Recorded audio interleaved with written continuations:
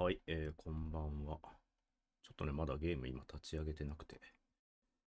えーっと、はい、個人 VTuber のファイメ系です。よろしくお願いします。はい。今日はね、ざっくりと概要を説明すると、なんか人が、生きていけなくなった星の世界で、機械が、生き延びてきた世界っていうのかな。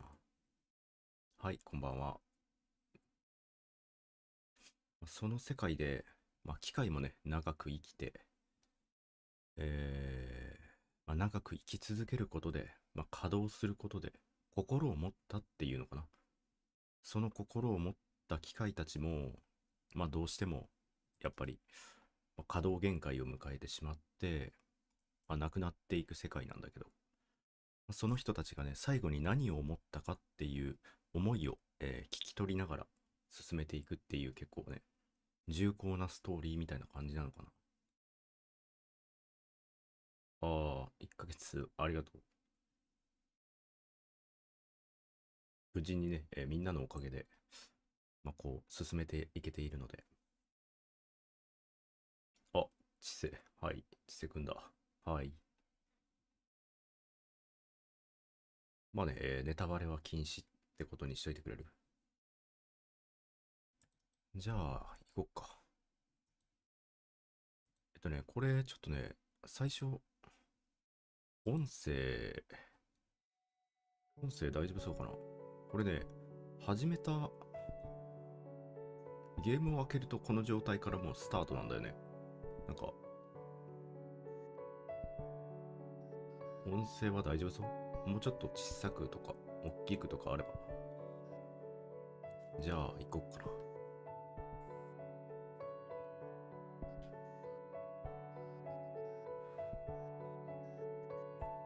結構説明も全くないから、とりあえず進めていくしかないのか。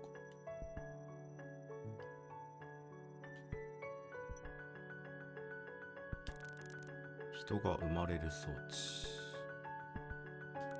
人という生き物はみんなここから生まれてくる。あー、この時点でね、ちょっと壊れており、もう二度と人が生まれてくることはない。うんうん。音声良さそう。じゃあ、これでいくね。これはこれだけか。ここから生まれるって時点でもう人間じゃないんだけどね。えーっと、こ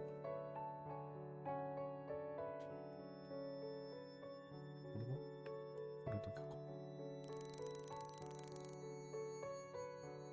えキサ、キサリックスさんは死んでいます。この遺体を借りますか？借りますか？はい。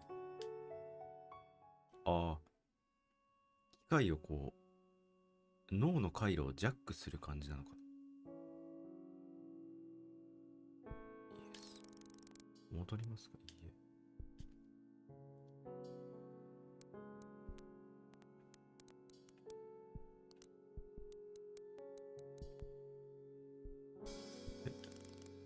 え。やあ、こんにちは。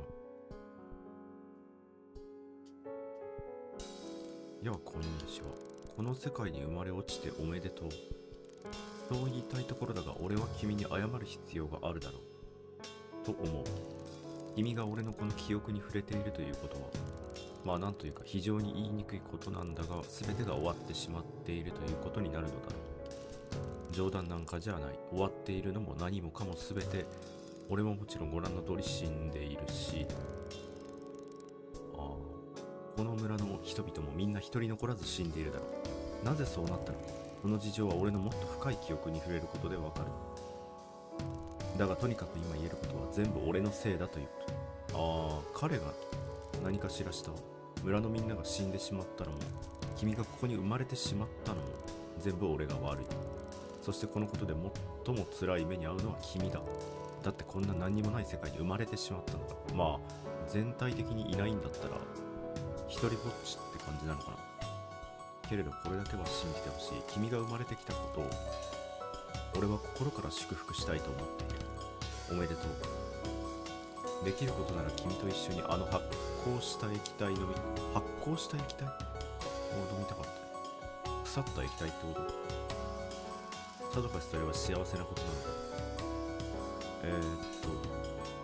つまりこの発酵した液体を見つけに行ってことか。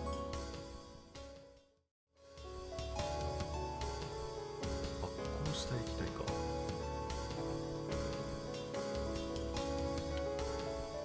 ああ、いっぱいいるなこれ。壊れた機械、村のどこにでも落ちている。じっと見ていると人の顔のようにも。発酵して、ああ、大きい。ちょっと待ってね。音量が。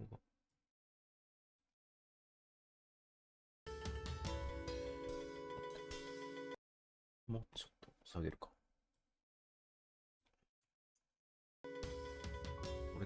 これぐらいでどうかな。これは移動か。発酵した液体、発酵した液体、発酵した液体。はいはいはい。傘。発酵した液体ってどこにあるんだろ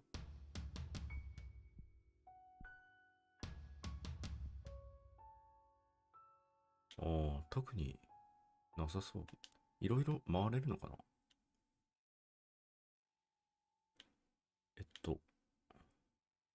これは壊れた機械、村のどこにでも落ちている。じっと見て。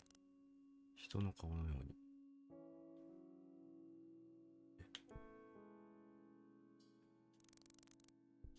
死んでいます。ああ、そうだよね。うーん。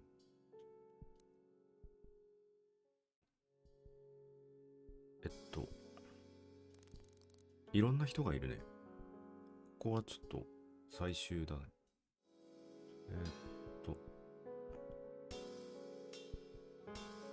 発酵した液体ってどこなんだろう。これは水を入れるとこ。今は水が入っていない。水はこの村中どこにでも存在するが、綺麗な透き通った水は地中深くにしかない。はいはい。で、傘でしょ。うん。うんうんうん。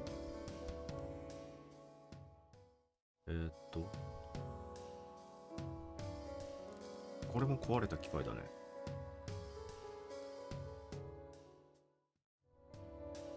これは薄い金属、表面の滑らかな薄い金属が棒に巻きつけられて、引っ張るとすぐに破れてしまう。ほとんど何の役にも立たない。これは金属の筒、片方だけに突起がついている。例えるときはその突起を上にしなければ倒れてしまう。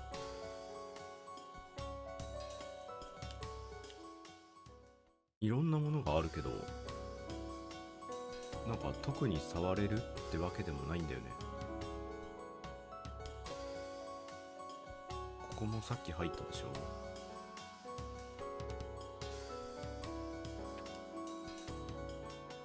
上の階層に戻るみたい。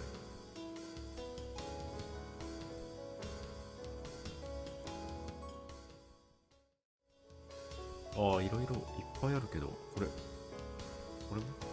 発酵した液体。あ、見つけたね。飲むと楽しくなり、嫌なことや辛いことを忘れられる。まあ、お酒なんだよね、多分。お酒かな。実際は気のせいだという、気のせいか。気のせいだという人も多い。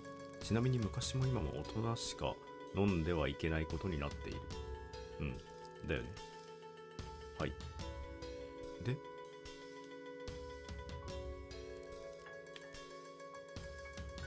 あ、一緒にって言ってたから、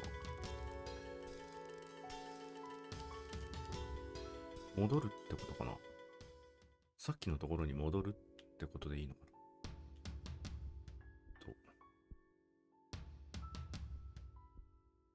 迷子なんだけど。さっきのところってどこだろう。これ何？大きな石。ああ。あ、こっちは雨が降ってるな。雨が降ってる。さっきの位置戻るか。全然さっきの位置覚えてないから。これは運ぶ道具、地面に部品が壊れており使い物にならない。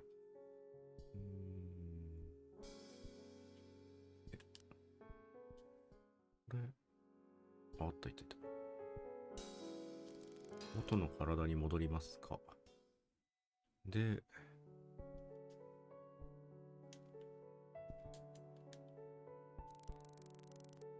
あれ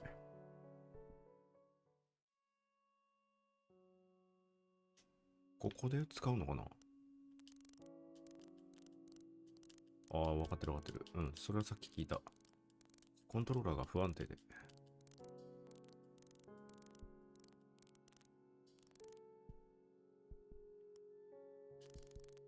発酵した液体。飲むと楽しくなり嫌なことやつら。実際は気のせい。はい。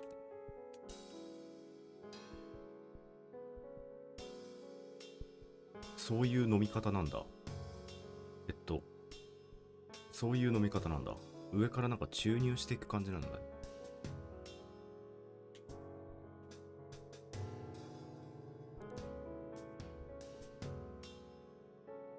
あ、記憶が人を生む装置をやっと修理できたと思ったのだが、完全ではなかったらしい。いや、完全ではないどころか不完全もいいところだ。なぜならこのままこの装置を動かし続けていれば、村のみんな全員俺も含めて、おそらく死んでしまうだろうからだ。はい、いらっしゃい。原因はわからない。そもそも俺にはこの装置が何なのかすらわからない。随分と前にこの装置は壊れ、人を生まなくなってしまった。人って言ってるけど、人は生み出されるものじゃないからな。それからずっとこの装置を研究してきたが、研究すればするほどに俺みたいなものが触っていいものではないということしかわからなかった。つい先日やっと糸口を見つけた。人が育ち始めたと思ったのだが、その結果がこのざまだ。笑うしかない。よくわからないのだが、何か目に見えない波のようなものがこの装置から出ているらしい。そしてその波は俺たちの頭にある重要な何かを壊していく。波は日を増すごとに強くなっている。そして最後には俺たちは終わってしまうのだろう。いや、まあそんな説明はどうでもいいか。結局のところ重要なのは俺がこれからどうするべきかという話なのだ。この装置を強制的に止めれば中のこの子は死んでしまうだろう。村のみんなにこのことを話して相談して決めるべきか。不具合が起きたということにして独断で止めるべきか。まあいろいろ選択肢を並べることはできるが、もうすでに俺の答えは決まっていた。結局のところは俺がどちらをどちらをより愛しているかという話なのだ。俺自身を含めた村のみんなか、この装置の中で生まれる時を待っているこの子か。考えるまでもなく村のみんなには悪いが、この村もこの世界も自分という存在もそんなに好きじゃなかったのさ。それでこのこの子っていうのが俺なのかな。俺自身のこの小さな子供のことか。ざまあみろ、バーカ。はいはい。で、3つ目の記憶。村の外れのお別れの場所で、お別れすることができます。村の外れのお別れの場所。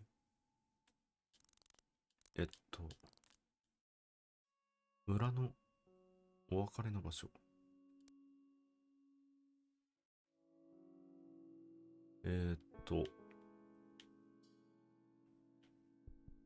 あの雨のところなのかな。こっちなのかな。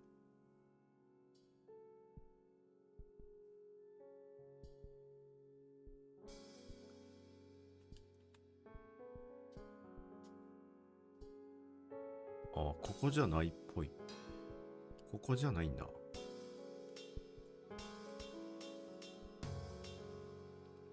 村の外れってどこだろう。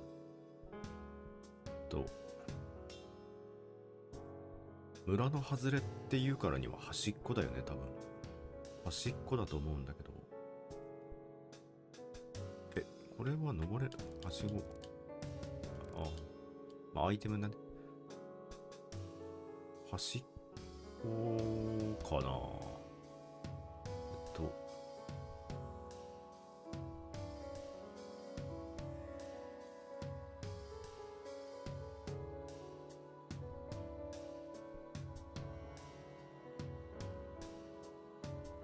結構遠い上に傘が何本もあるな。村の外れ。あ、ここかな。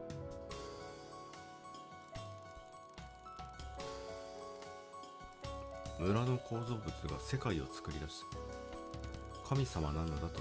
あ、ここじゃない。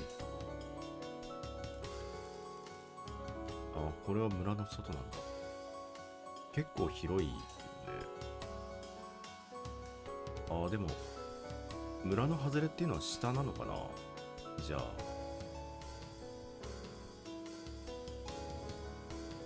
なんかいろいろ落ちてるけど、これ水汲む装置かな。ああ、後で使いそうだね、これは。ここが下に降りる。で、端っこに行けばいいのかな。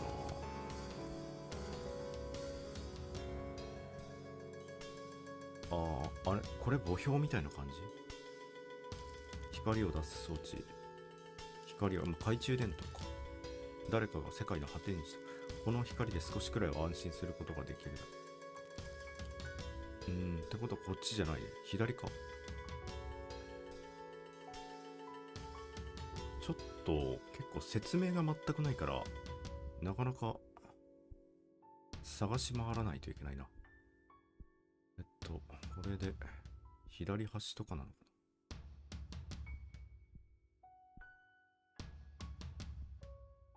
さっきの上に上がるところと、次は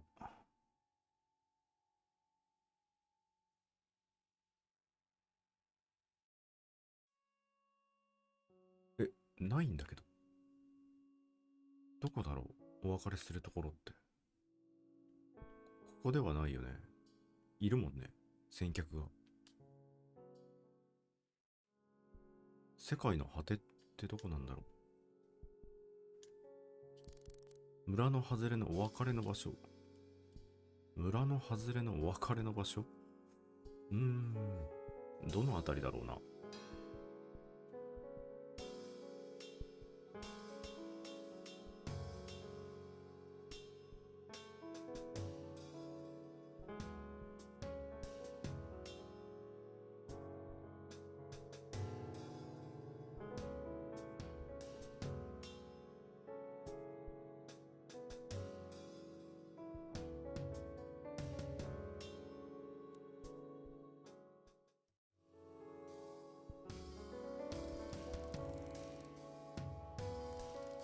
望遠鏡だね、これは。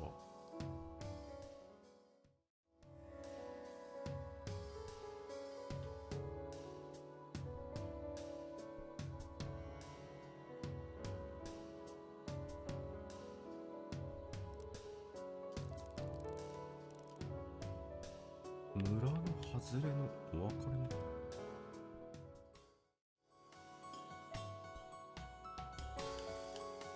家が汚れている。家が汚れているはちょっとあれだな。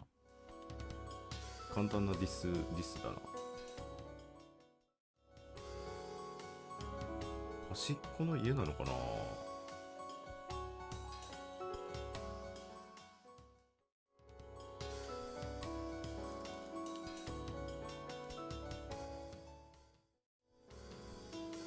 結構難しいね、これ。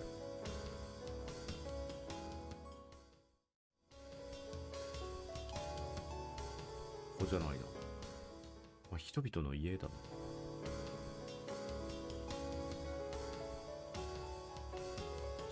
俺ここだと思ったんだけど、ここじゃないんだよね。で、ここはダメなんでしょ。やっぱり左なのかな。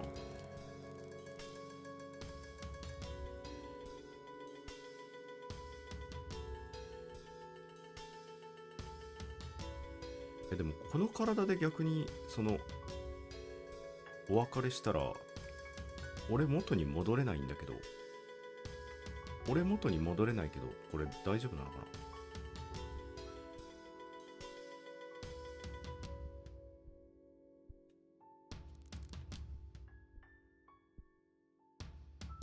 そんな気がしないかな。俺の体で行かなきゃいけないってことかな。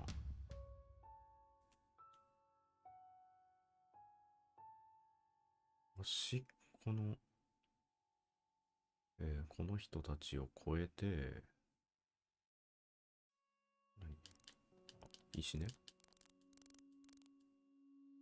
ここじゃないかなと思ってるんだけど、ここじゃなかったのかな。あ、こっちあるんだ。こっちあったわ。お別れをする場所。お別れしますか。はい。ああ、左がまだあるんだ。俺の体はこうやって一人一人こう、この人は俺を選んでくれたってことなのかな、村人たちから。いなくなった。あ、で、戻ってくるんだ。人が生まれる装置。まあ、これは終わりだよね。で、ああ、イベントが。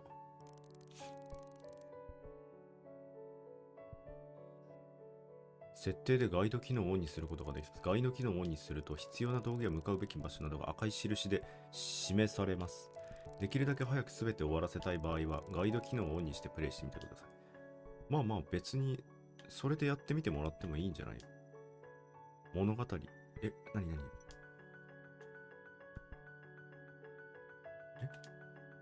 ここに、ここにいましたみたいな感じになってるけど。怖いな、それは。一回設定見てみるか。ガイド機能オフ。あ、いや、俺のコントローラーちょっと壊れてて。一旦ガイドオンにしてみる。そうすると、どう見えるんだろう。さっきとは違う。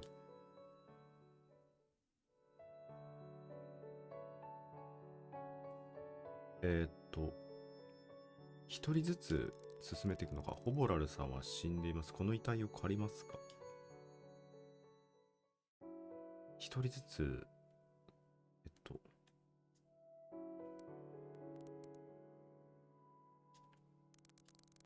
人が死んだとき、お別れの場所まで体を運ぶのが俺の役割だ。あ、つまり、さっきの場所まで連れていく、なんだろう、お墓に連れていく係みたいな感じか。生まれた時からそれが俺の役割だったような気もするし、村のみんなに押し付けられたような気もする。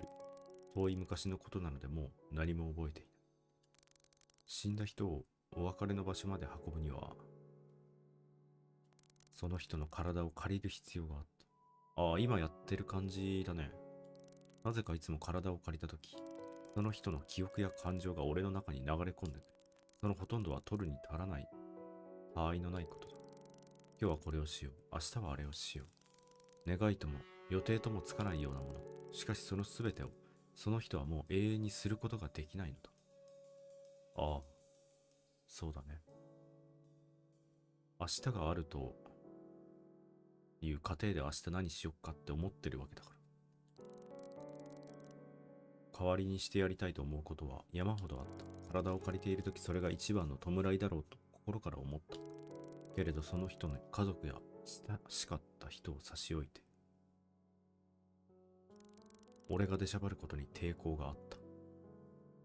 それに俺は体を借りたとき記憶や感情に触れられるということを秘密にしていた。勝手に人の心を盗み、見ているということに、言いようのない負い目を感じていた。けれどある日発酵した液体を飲みすぎて、酒飲みすぎなのか。酒飲みすぎてやばいな。つい誰かに話してしまった。誰に話したのか覚えていない。その話は一瞬で村中に広まり、体を借りることは禁止になった。自分でも納得してしまう。俺みたいな気持ちの悪い奴に勝手に心を覗かれるというのは、恐怖以外の何者でもない。それ以来死んだ人には運ぶ道具を使うことになった。人の体はとにかく重い。多分ロボットだろうから、機械だろうからね。すごい重たいんだろう。運ぶ道具に乗せるのも一苦労だし、運ぶための道具とは言っても、人の重さを運ぶにはあまりに心もとない。一度使えば必ずどこか壊れてしまう。そういう今も運ぶ道具はしっかりと壊れてしまっていた。次の人が死んでしまう前に代わりの部品を見つけてこなければ。それで代わりの部品。さっき赤で強調表示されていくって書いてたね。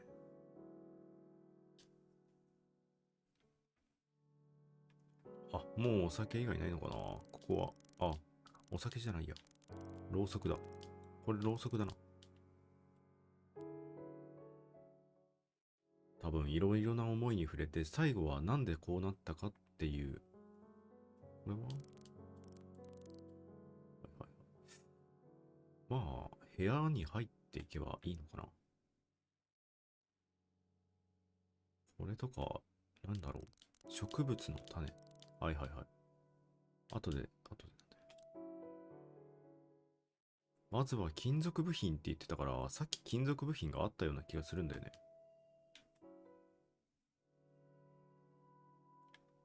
トンカチ直すのにトンカチいるとかじゃないんだ。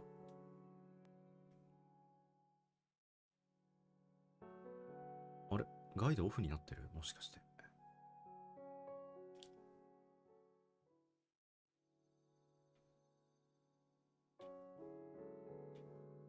なんかいろいろあるな。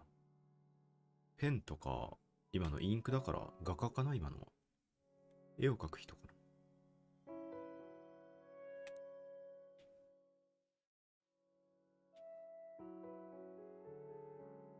ボール。あれ多分2階に、この上のところに、さっき金属の部品いろいろあったと思うんだよね。先端がどうとかって言われてるやつ。引っ張れば壊れちゃいそうみたいに。あれどこだったかな。どこだどこだ。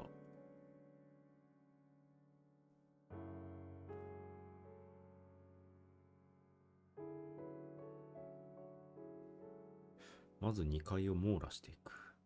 ここが酒屋で、これとかは違うよね。これ戻ったわ。ちょっと待って。戻った戻った。俺の体でしょ。これが運ぶ道具だから、あ、1階に行かないとダメか。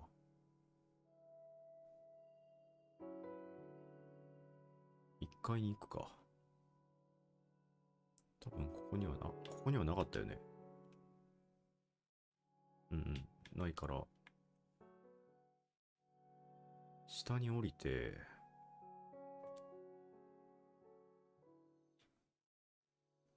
左から回ろうか。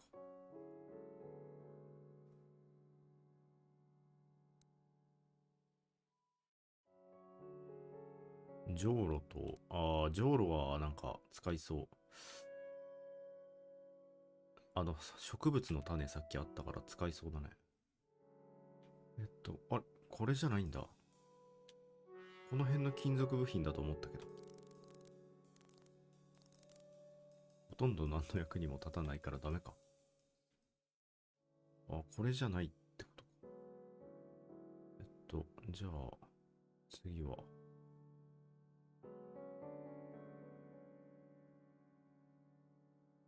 全部回っていかないとダメか。覚えながら行くのかなこれ。失礼します。ここ何もないですね。何もない。失礼します。はい。ちっちゃいね。ここか。ここも何もないかな。子供がいるだけ。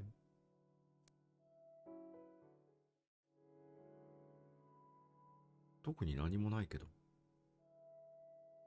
これは上に上がっちゃうから。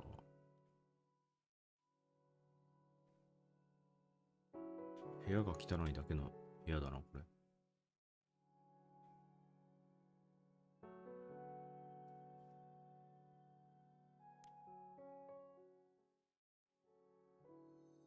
あれ俺さっきガイド機能入れてるよね。赤に強調表示されるって書いてたけど。どこも強調表示されなかったけど。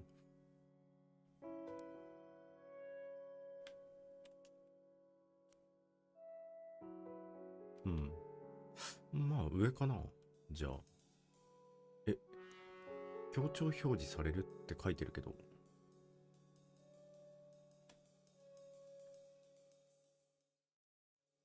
あ、あそこかな。くず鉄の山みたいなところがあった。あそこからくず鉄を拾うのかな。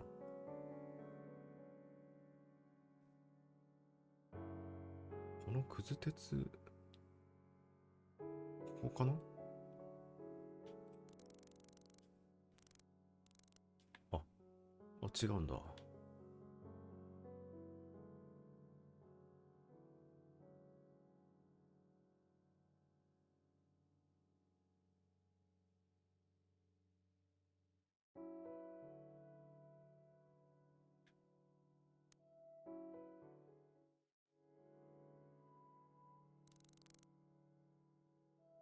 ああ、そういうこと。は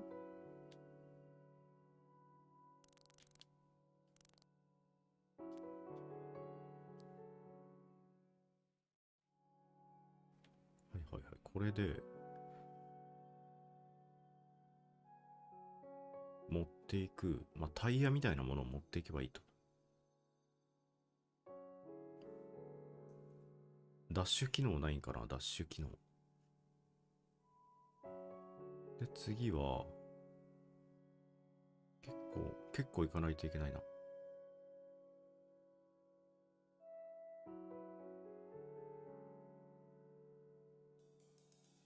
れに、はいはい。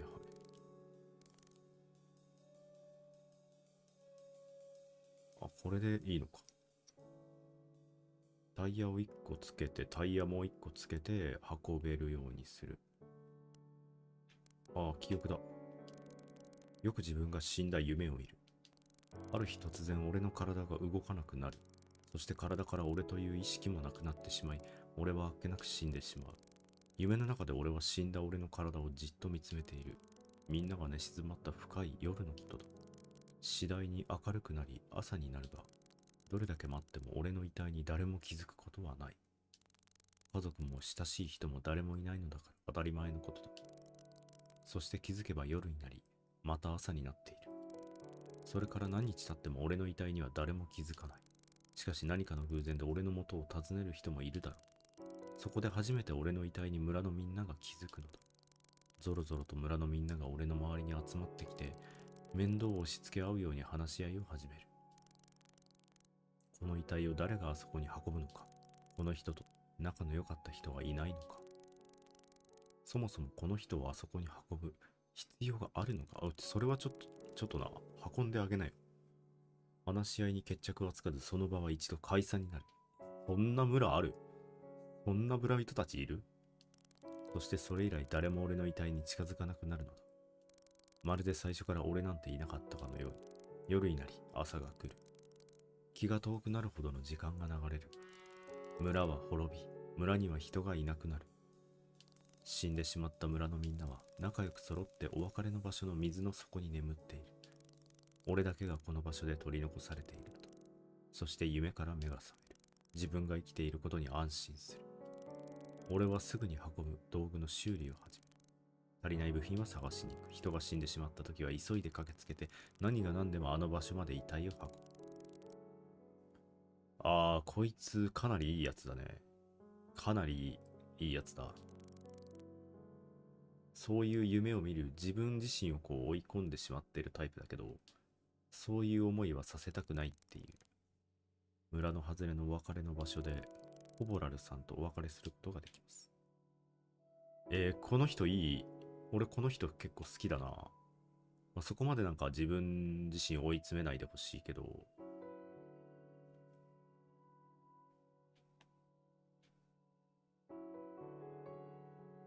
姿にね。そうだね。なんか子供とかも結構多かったもんね。水の底で静かに眠っている。ホボラルさんとお別れしますか。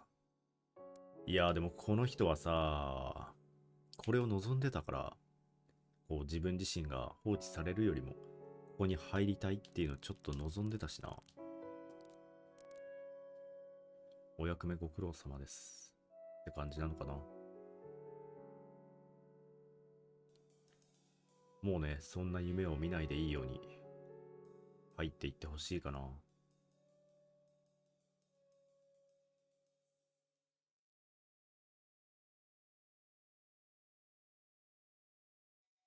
はい。これは終わったのかな。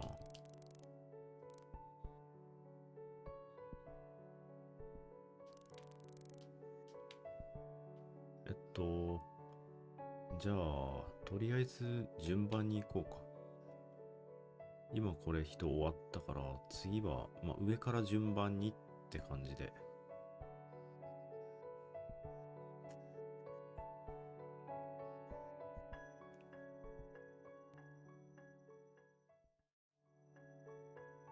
あ、そうだそうだ。ここは酒場だ。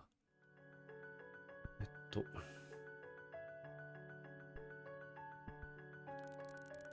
ヨヒルムさんは死んでいます。はい。ヨヒルムさん。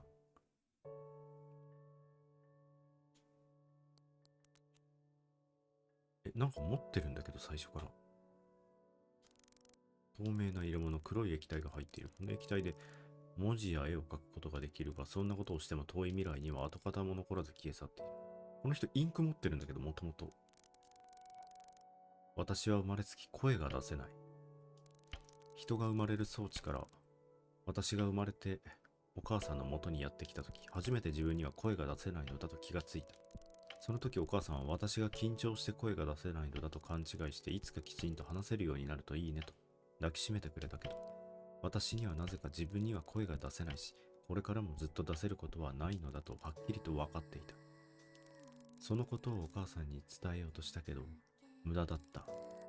身振り手振りで伝えようと頑張ったのに、お母さんはそれを踊りだと思って一緒に踊ってしまったからだ。お母さん。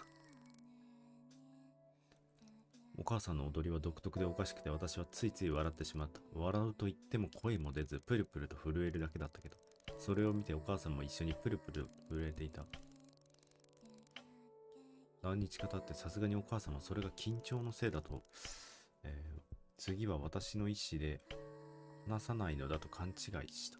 悪いところがあったら直すからと必死にお願いされても、悪いところが見つけられるほどあってから時間が経っていなかった。強いて言えば、考えがあっちに行ったりこっちに行ったりしちゃうところだけど、声が出ないのでそれも伝えられなかった。ある日、何の脈絡もなくお母さんが大声を上げて飛び上がった。水を飲んでいたところだったので、体中が水浸しになっていた。お母さんは私に急いで近寄ってきて、もしかして声が出せないのと私に聞いてきたので、私はこの時を待っていたとばかりに勢いよくうんとうなずいた。それから私たち親子の生活が始まった。私が話せない上、お母さんがトンチンカンなばかりに誤解ばかりの生活だけど、意外と楽しく暮らせていた。文字を書けばいいのではと気づいたのは、それから随分と時間が流れてからのことだった。気づいたというか教えられたのだ。村には変わり者がたくさんいるけど、その一人に文字を書くのが好きでたまらない人がいる。すごいな、そういう人がいるんだ。その人が声を出せない私に文字を書けばいいと教えてくれた。今まで、なぜか考えもしなかった。そもそも人は文字を書かないのだ。いや、書くよ。人は文字を書くよ。書かないのは多分人じゃないよ。文字を読めるし、文字を頭に思い浮かべることはできるけど、それを何かに書こうと思う人はなぜかほとんどいない。私はすぐに文字を書く練習を始めようとしたけど、黒い液体だけもらってきて、さっきの画家みたいなところの家に行くのかな、次は。文字を残す白く薄い道具は誰でも使える場所に置いているらしいので、すぐにそれらを集めて、文字を、紙だね。はいはい。さっきの画家のところに行くんだろうね。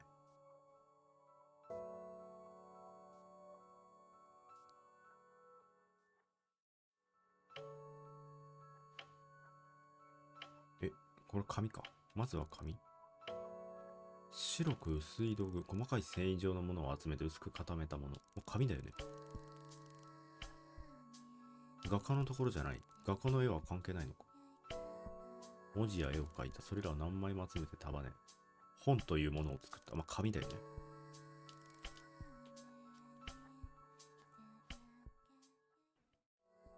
紙と、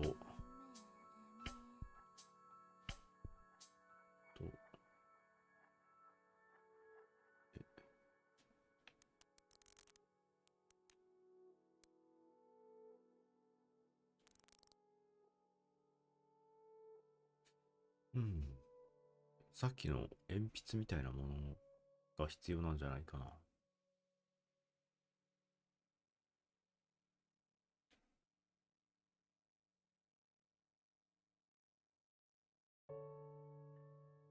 ちょっと BGM が一瞬静寂になるのいいね。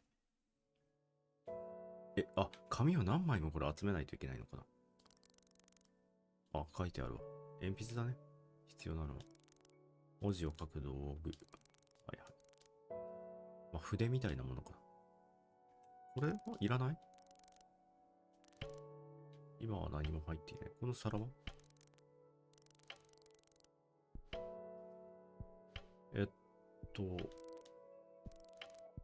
多分、この人が字を書くのが好きでたまらない人かな。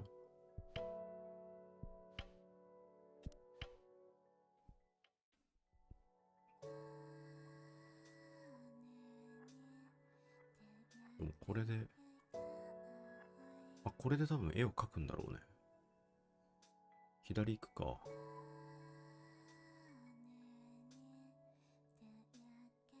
なんかみんなこう頭を下げてるのは辛いのか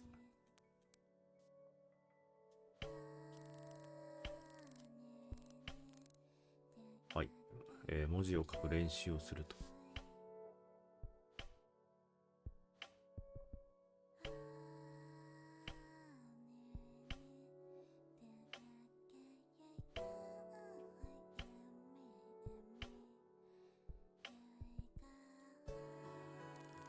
お母さんは何もかも勘違いしている。私が話せないのが一番の原因だけど、それにしても普通の人ならもう少しはまともに私という人を捉えられると思う。お母さんは私のことを優しい子だと思っているけど、全然そんなことはない。水を汲みに行くのが面倒で、調子が悪いふりをしてお母さんに汲みに行かせたりするし、お母さんが怒っている時は必要以上に辛そうな顔をしてみたりする。お母さんは私が夕日を見るのが好きだと思ってよく夕方に外に連れて行ってくれるけど、どちらかというと朝日の方が好きだ。そもそもそんなに空を見ても楽しくない。お母さんは私が抱きしめられるのが好きだと思って一日に何十回も抱きしめてくるけど、せめて3回くらいにしてほしい。ちょっと冷めてるね。冷めた子だな。動物は歩いてるやつより飛んでるやつの方が好きだし、雲はモコモコしたやつよりもふわふわしたやつが好き。虫は全面的に大嫌いで、水はグツグツしてるくらい熱いやつが好き。ああ、熱い水なんだ。何よりもお母さんの変な踊りが大好き。恥ずかしがらずに毎日何十回でも踊ってほしい。お母さんに伝えたいことがたくさんある。文字を書く練習をしていろんな気持ちをお母さんにたくさん伝えよう。まずはを練習する。お母さんに一番伝えたい言葉は最初にで始まるから。ありがとうなのかな。やっぱりありがとうなのかな。でもここで終わるんだ。ここでこの子の、ここでこの子のストーリーは終わるんだ。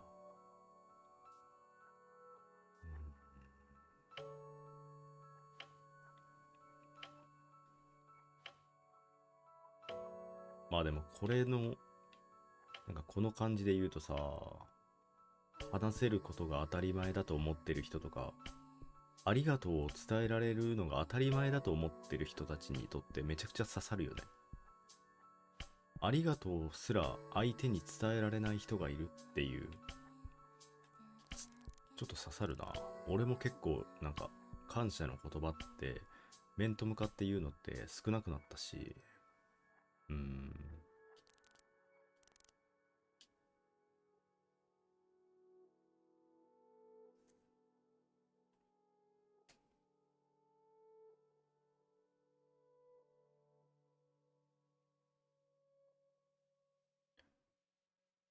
ありがとうって伝えられてたらいいけどね。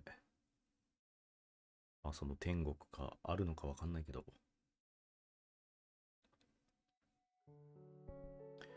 次は、ここは誰もいないよね。いたか。はい。ハーヌーさんは死んでいます。この遺体を借りますか。はい。これは植物を育てる装置。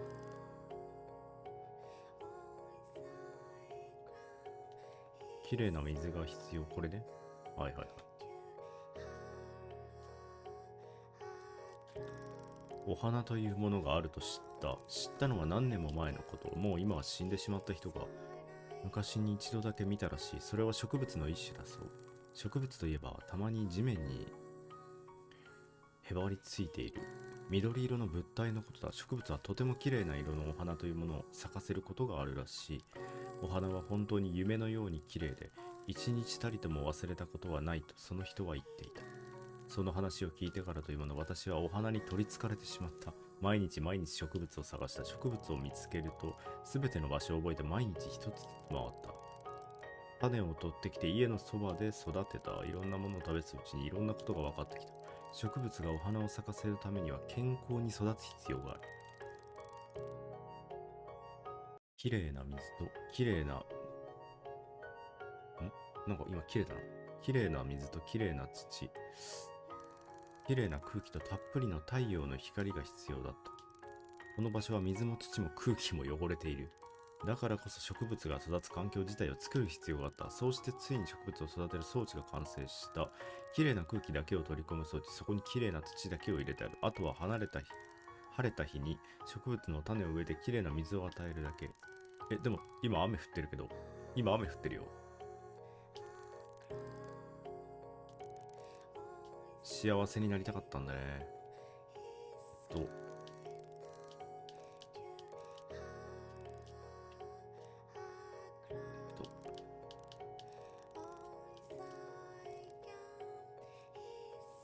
多分水を汲みに行くんだよね。水を汲みに行くんだけど、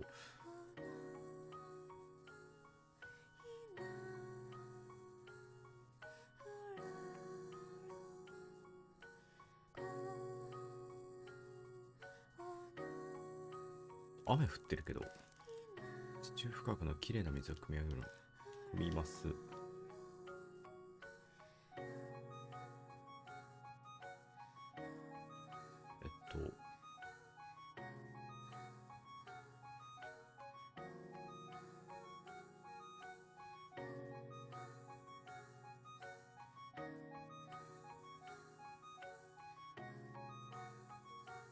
この子供うなだれてるな。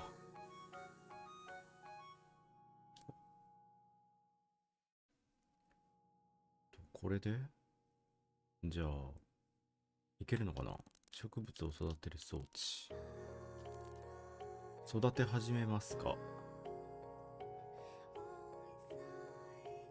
そんなすぐ育たないよねこれ。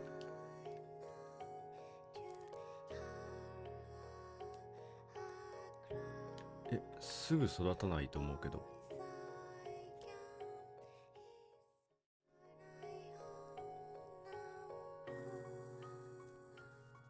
あ、待つ感じなのかなこれ。待つ感じ。あ、待ってれば育つんだ。ちょっと待ってよっか。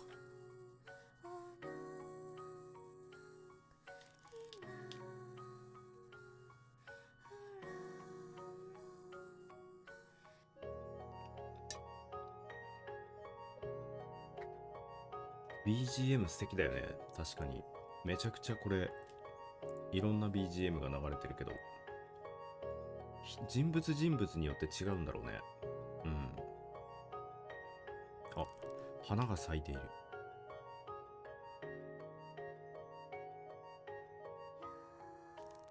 私には子供がいない。あの装置から人が生まれなくなったのだから当たり前の話だった。よく子供と遊ぶ夢を見る。夢で私はすごく幸せそうに笑っていて、私の子供も幸せでたまらないというふうに笑っていた。周りにはたくさんのお花が咲いていた。目が覚めると私は子供の顔を忘れている。たくさん咲いていたはずのお花がどんなものだったかということも忘れていた。あの装置が修理できたということを知ったとき、私は戸惑いを隠せなかった。その日はあの夢を見た。それ以来毎日あの夢を見る。起きても子供の顔は忘れなかった。私の子供は新しく生まれてくるあの子の顔をしていた。現実的に考えてあの子が私の子供にならないことは分かっている。私よりもっと子供を欲しがっている人がいるだろうし、装置が壊れて以来初めて生まれてくる大切な子供を私なんかに預けてくれるはずがない。そんなことは分かっている。嫌というほど分かっている。分かっているけれど私は祈った。私の子供になってくれなくても構わない。けれどいつか一度でいいからあの子と二人で笑い合いながら、お花の周りで遊んでみたい。こんなにも綺麗なものがあるんだということを知ってほしい。幸せがこんなにもこの世界に溢れているんだということを知ってほしい。私が君をただ大切に思っているということを知ってほしい。それだけできっと私の全てが報われると思うから。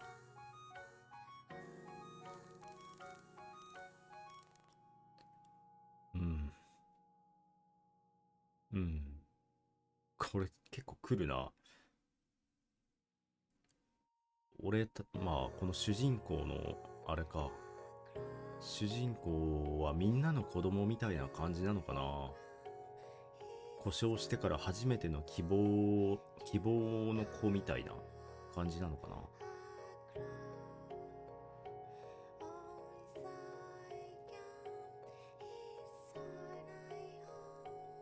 結構、なんだろう。一つ一つ見ていく感じでは、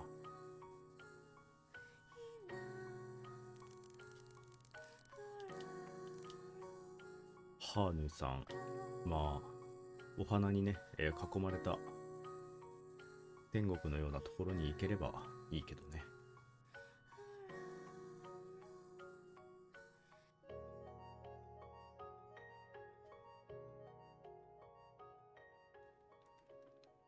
ああ、どうなんだろうね。ひらがな表記は子供用なのかな。それともなんかこう、なんて言うんだろう。主人公がこういった子供だから、それにちなんでひらがなとかにしてるみたいな感じもありえそうだけど。トゥークさん、トゥークさん、トゥークさん。ああ、ちょっとなんか、僕は子供だ。生まれてから今日までずっと子供だ。僕はあの装置から生まれた最後の子供だから、もう随分と長い間子供で居続けている。それを大人たちは不思議に思わない。僕だってずっと何とも思っていなかったけれど、この前あるものを見てから色々と考えてしまうようになった。それは小さな動物の子供だった。村のある人が動物の子供を育てていた。その人の後ろを動物はずっとついて歩いていた。その子供は見かけるたびに少しずつ大きくなっていた。そして最後には大人の動物になっていた。動物の子供は少しずつ大きくなって大人になる。それなのになぜ僕たち人は子供が大人にならないのだろう。子供は子供として生まれ、大人は大人として生まれる。子供はずっと子供だし、大人はずっと大人だ。お父さんがいつも飲んでいた発酵した液体は子供の僕には飲むことができない。村のみんなが一日中寝てる日があったらいいなと思う。そんな日があったら、僕はこっそりと発酵した液体を飲んでみたい。発酵した液体を飲んでみたいか、こっそり。こっそり酒飲みたいか。いいのかこれ。飲まして。これ上じゃない？高く飲む。上にお酒あったもんね。上にお酒あったわ、確か。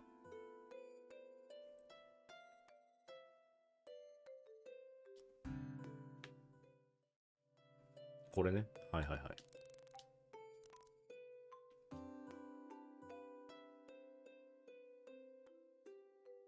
若干届いてないけど、まあまあまあ。帰ろうか。とりあえずみんなの前で飲むか。まあ、この辺でも別に飲んでいいのか。飲むと楽しくなり、実際は気のせいだという人も。ちなみに昔も今もおとなしく飲んではいる。飲みますか？はい。飲んでいいのかちょっとあれだけど。頭から注入するタイプね。はい。頭からどんどん注入していくタイプ。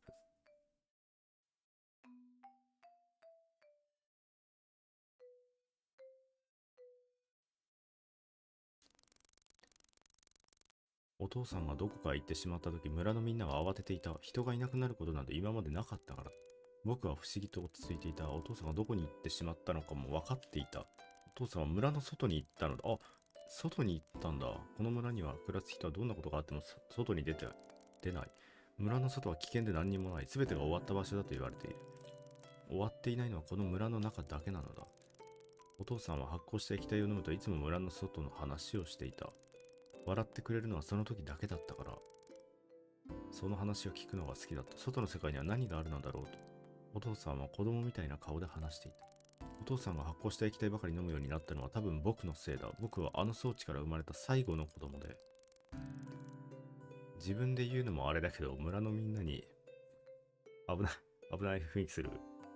自分で言うのもあれだけど、村のみんなにはとても大切にされていた。だからこそお父さんにいつも厳しい目が向けられていた。ああすべき、こうすべき、あれはダメ、これはダメ。そうするうちにお父さんは、何もかも嫌になってしまったのだろう。村の大人はみんな僕のことが大好きで、お父さんが大嫌いだった。だからお父さんはいつも一人で発酵した液体を飲んでいた。僕は大人になりたかった。お父さんの隣で一緒に笑いながら、発酵した液体を飲み合える大人になりたかった。ああ、子供の僕ではダメなのだ。発酵した液体をこっそり飲んだからって大人になんてなれないことは分かっている。でもあの時のお父さんの気持ちが少しでも分かったらいいなと僕は思った。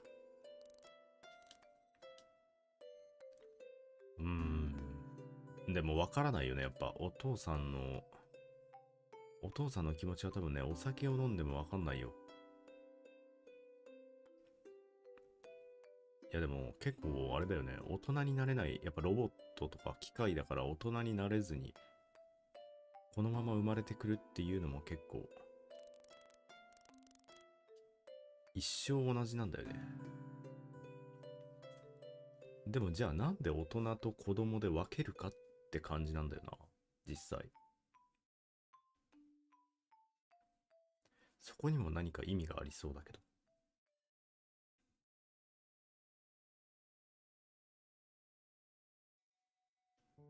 傘がありすぎる。次は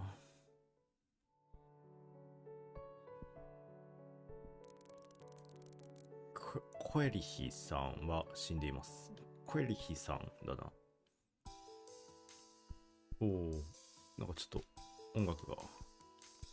私は家からほとんど出たことがなかった。外の世界は醜いもので溢れているとお父さんはいつも言っていた。だからお父さんは私を外に出そうとしなかったし、私も特別外に出たいとも思わなかった。正確には2回だけ外に出ていたことがある。1度目は人が生まれる装置から私が生まれてこの家に向かうまでの間のこと。2度目はお父さんが水を汲みに行っている間に家を抜け出してみた時のことだ。その時の私はお父さんの言っていることを全て信じているわけではなかった。窓から外を見ている限り特に変わったことはないし、家の中と何も変わらないのだと思ったからだ。外に出てみて私は確信した。思った通り外は家の中と特に変わりはない。醜いわけではないし綺麗なわけでもない。ただ何もない場所がそこにあるだけだった。私は何食わぬ顔をして家に帰った。それ以来私は外に出ようとしなくなった。家の外はお父さんの気持ちを踏みにじってまで行くようなところじゃない。私が外に出ることなんかよりもお父さんが心を安らかに日々を過ごしてもらう方が大事だった。けれどふとした瞬間に考えてしまうことがあった。それはとてもつまらないことだ。もし私が外に向かって大声を上げたらどうなるのだろうか。おはほう。そういったつまらないことばかり。もし窓の外に物を放り投げたらどうなるのだろう。もしそれが誰かに当たって怒られてしまったらどうなるのだろう。しまいには連れ去られ家に戻れないくらい遠い場所で捨てられたらどうなるのだろう。お父さんの顔色を伺いながらこっそりと私はそんなことばかり考えてしまう。金属の置物。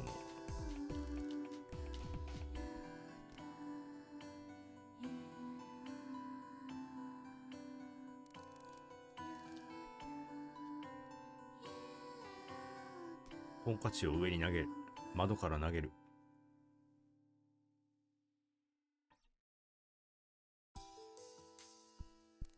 窓の外に物を投げても何も起こらなかった。まあそうだよね。みんな今死んでるからね。本当に私の意思で家に閉じこもって生きようと思ったのはお父さんが死んでしまってからだ。最初に感じたのは怒りだった。私に散々外に出るなと言ってたくせに私を置き去りにしてどこよりも遠いところへ行ってしまった。怒りが消えて悲しみが押し寄せて最後に残ったのは寂しさだった。大切な人を失ってしまった。でももし外に出て大切なものができてしまう。それを失う寂しさが必ず一緒についてくる。これからもずっと一歩も外に出ず生きていこう。私はそう心に誓った。けれど一つ問題があった。この家には水が存在しないのだ。私の代わりに水を汲んでくれるお父さんはもういなかった。ただそれも今や些細な問題だった。水がないなら水を飲まなければいい。水を飲まずに私が死んでしまうならそれはそれで構わなかった。私が死のうが生きようがそんなことはこの世界にとって私にとってもどうでもいいことだ。その時はすぐにやってきた。体中が水が不足しているさと叫んでいた。痛みや苦しみはなく、ただ意識が少しずつかすれていく。死ぬというのは私の中に何もなくなるということなのだと実感した。そんな時にでも私は気づけばつまらないことを考えてしまっていた。もし窓の外に物を放り投げたらどうなるのだろう。もしそれが誰かに当たって怒られてしまったらどうなるのだろう。しまいには連れ去され、これ、あれだな。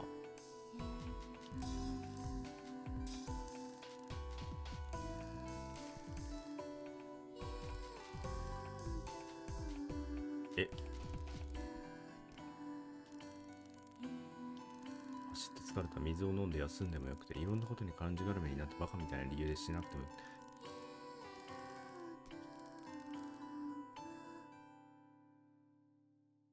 いや、最後の最後まで自由を求めすぎてるな。自由を求めてたじゃん。束縛されていたからこそ自由をめちゃくちゃ求めて。でもさ、この人なんかちょっと大きくない？娘さんって感じなのかもしれないけど、子供より大きいよね。それでもお父さんって言ってたってことは、間ぐらいの、なんか、ちょっと大人になってるって感じの子たちもいるのかな。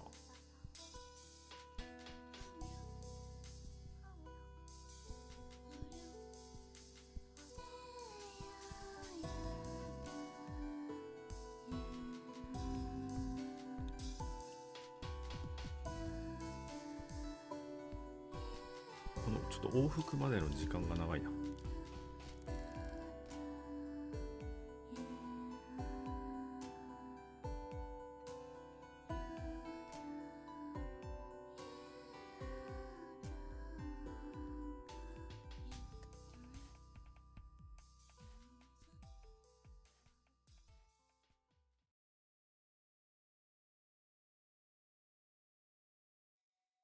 これで次は、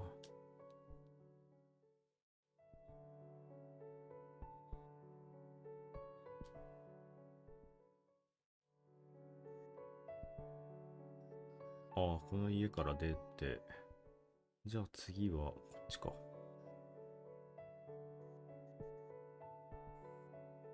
こ人いたかな。画家の人画家の人がいるよね。文字多分、文字めっちゃ書くの好きみたいな。エアルワンさん。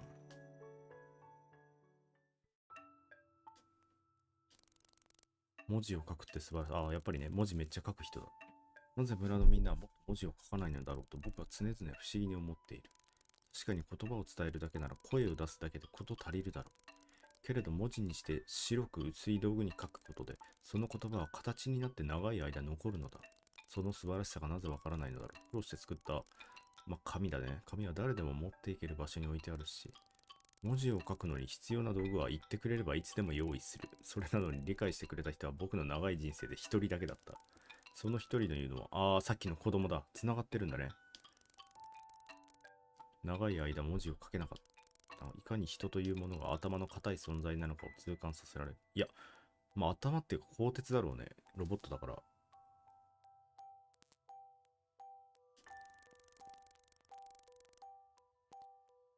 ただその子は見どころのある素晴らしい子供だ。なんかこの BGM ちょっとあれだな。カチカチカチって変な。昔の人はたくさんの文字をこの世界に残した。白く薄い道具を束ねて集め本というものをたくさん作っていた。その子、ほとんどは長い年月で朽ちてなくなってしまったけど。で、結局、この人は言葉が蘇る僕の役割だった。この世界での役割だった。そういえばあの子に黒い液体をあげてしまったからまた新しく作らなければ。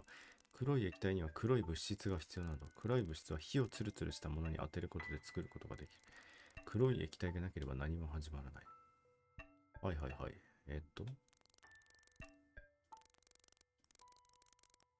これの中に、ね、なんかパチパチパチっていう音。結構苦手かも。え、何まだなんか、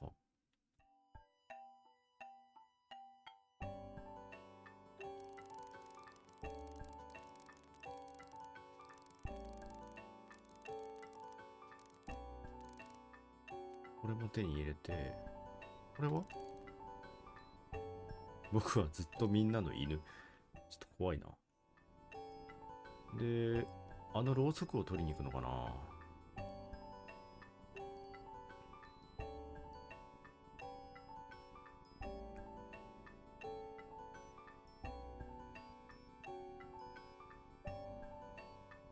すごい独特な動きだね。これももう人間とはかけ離れた動きをイメージしてるのかな。ろうそくの方なのかな。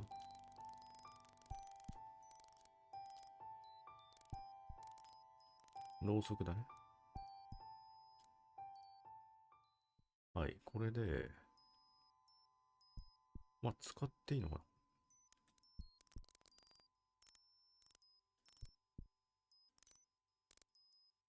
黒い物質を作りますか。はい。これで作って、で、入れて、はい。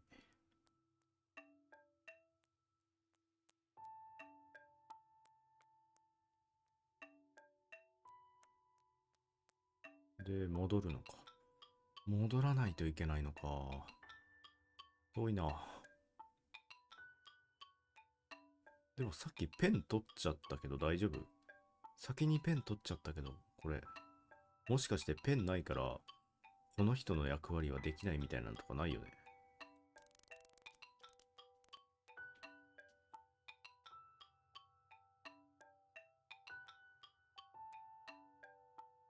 で、水で薄めて、まあ、インクを作る。あ、インクを作るまでなんだ。ところで僕はそろそろ死ぬ。嫌といえば嫌なのだが、人は死ぬのだから仕方がない。ここで重要なのは、僕が最後にどのような言葉を残すべきだろうかということだ。散々みんなに言葉がどうこう、文字がどうこう言っておきながら、最後の言葉が死にたくないで候。だったら笑われる。死にたくないで候。せいぜい誰かが候というのは昔の人の言い回しなのだと僕が教えたことを自慢げに話すだろうくらいのものだ。あの僕の最後の言葉のだから。みんなをおっと思わせるようなかっこいい言葉を残して死にたい。強いて言えばかっこいい言葉を残して死んで。でもなんだかんだ生きてるというのが理想だけど贅沢は言えない。とにかく必死に考えて結局僕が一番好きな言葉を使うことにした。犬という言葉だ。ああ、さっきのあれが残した言葉なんだ。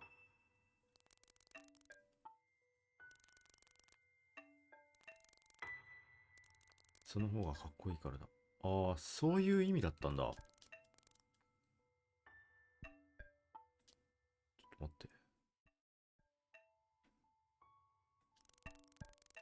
僕はずっとみんなの犬。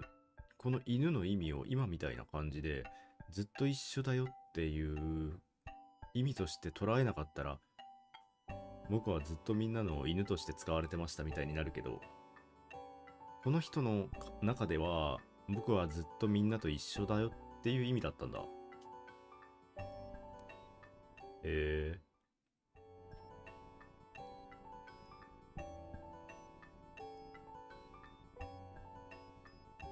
そういうことか。こいつ犬みたいに使われてたっていうことじゃないんだね。ずっと一緒だよって。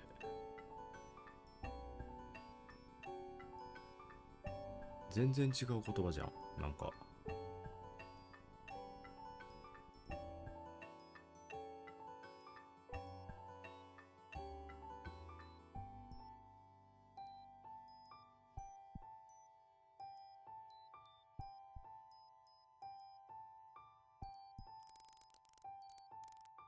エルワンさん。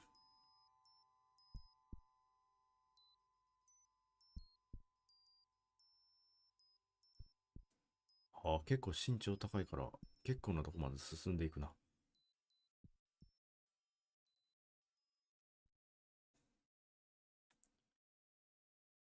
はい。そこで終わってと。まあ、これね。そういうことだよね。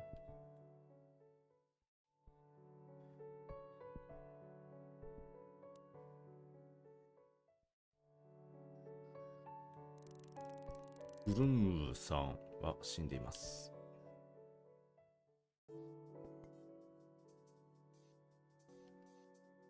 と、動物がついてきて離れない。始まりは雨の日だった。動物の親子が村に現れた。動物は一匹残らず体が毛で覆われていて、雨に濡れていつもより小さく見えた。子供が何匹かいたが、そのうちの一匹が足をもたつかせて不自然に歩いていた。目があった。動物たちは悲鳴のような鳴き声を上げ、暴れるように逃げていった。子供も転びながら必死に。子供だけが取り残されて。親もその子供を捨てて逃げてしまっていた。よく見ると右足が他の足よりも小さかった。不意にその動物の子供と目があった。今度は逃げずになぜかついてくるようになった。無視して家に帰ろうとしても転びながら必死について。近くに落ちていた運ぶ道具の部品を投げてみたが、それでも逃げなかった。雨が止めば消えるだろうと思い、仕方なく家に動物を入れた。それからもう何年も経ってしまった。動物はそれ以来ついてきて離れなかった。動物は人と違い、水と太陽の光だけでは生きられない。顔の大きな穴からそれに適した物体を体に取り込む必要があった。要は食べるね。食事が必要ってこと。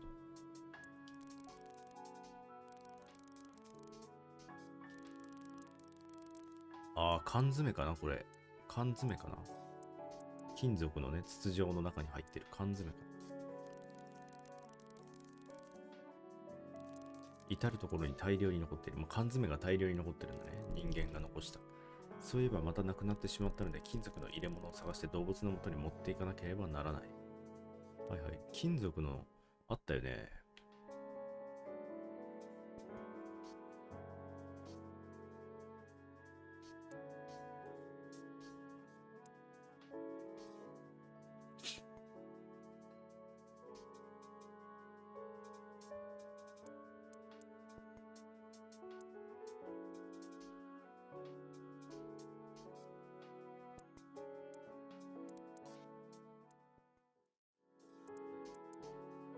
これかな。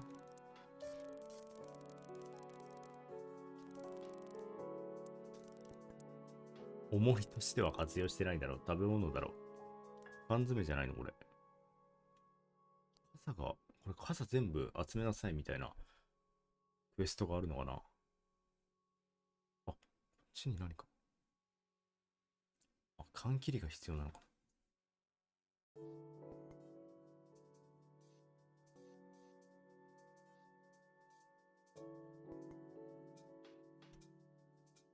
ここ。石？ここ石じゃなかった？大きな石が積む。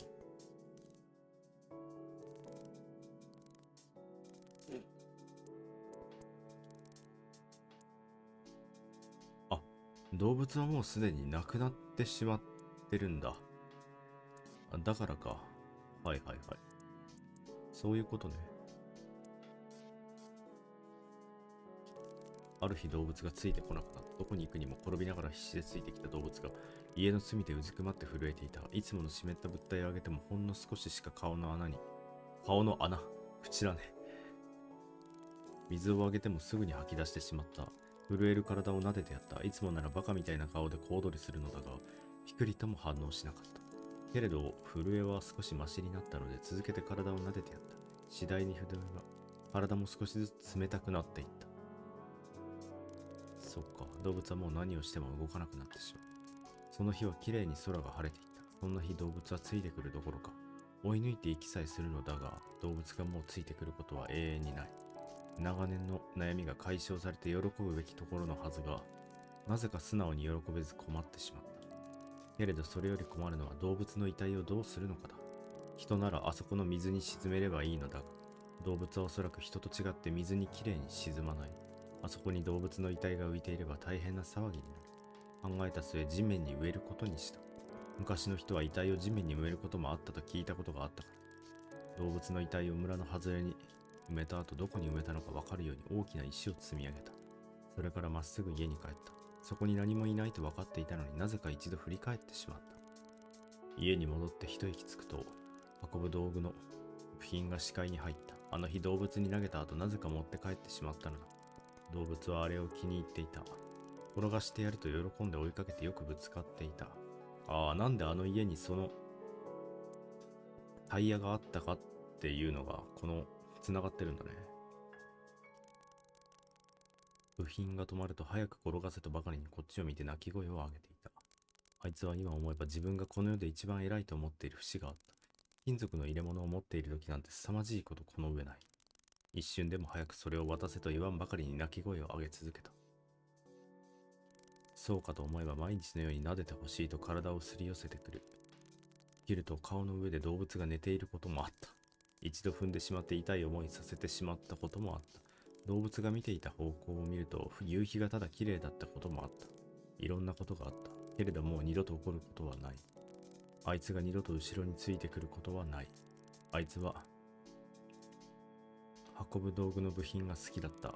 けれどそれ以上に金属の入れ物の湿った物体が好きだった。あいつを埋めたあの場所に今度金属の入れ物を持って行ってやろう。もしかしたらどこか一瞬でも早くそれを渡せという鳴き声が聞こえてくるかもしれないと、バカみたいなことを考えてしまった。いや、俺もね、猫を飼ってるから、まあ、いずれ来るであろうっていうのはわかるんだけど、やっぱりこういう文章にして読むと、考えさせられるね。実際。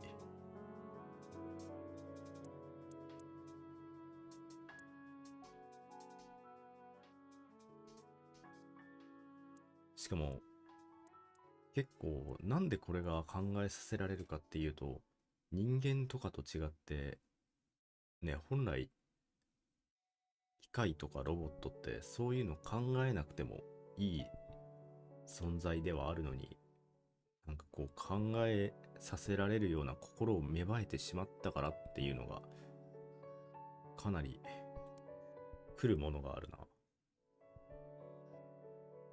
この人かな次は。ヌクルーワさん。ヌクルーワさんだね。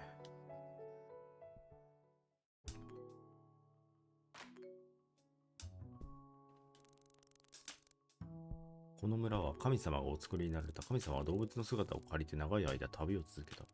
そしてこの場所に根を下ろし私たち人間を作ったのだ。今となってはこの言い伝えを信じていない者も多いが、私はそれが真実であると確信している。人が生まれる装置がその証拠だ。あれは神様がお作りになられたの。まあ人間が作ったんだろうね。人にあれを作ることはできない。まあロボットには作れないんだよね。そういうことだよね。人が人を生み出すことなどできないのだ。人々は神様を信じなくなってしまう。非常に嘆かわしいことだ。あの装置が壊れてしまったのもそれが原因なのだ。はいはい。修理したと豪語しておるが、あれは私が村の人々の分も神様に使い続けたおかげな。なんかこう、祈り捧げよみたいなタイプの人か。神よみたいな。信仰宗教的な感じの人なのかな。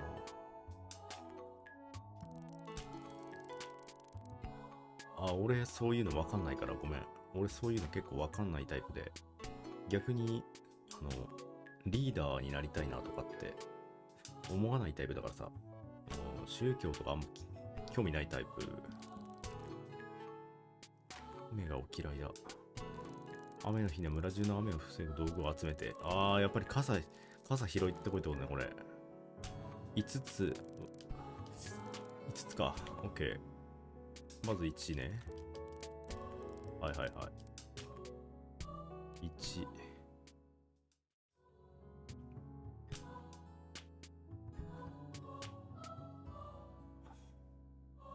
1ね。はいはいはい。この構造物はこの村がこの場所にできる以前からここにあったと伝えられている。村の中にはこの構造物がすごい。これね。1個じゃダメだよね。5個持ってこいみたいな感じじゃなかった。オッケーオッケー。5つね。はいはい。5つね。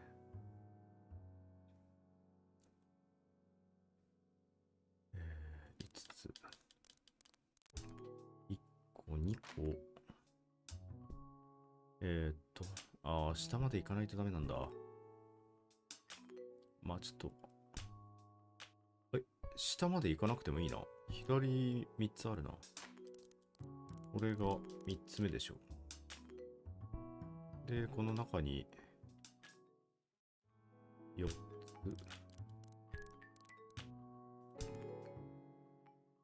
4つで、これ左にあるんじゃない？メタ読みが？どういうこと？これで5つね。はい。5つでいいって言ってたよね。じゃあ、オッケーオッケー。5つでいいから。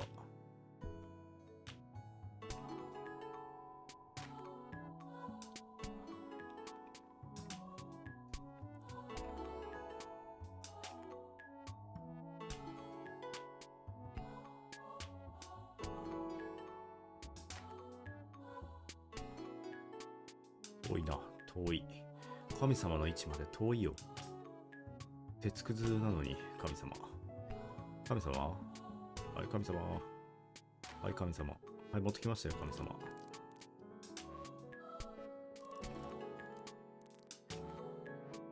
神様持ってきたけど。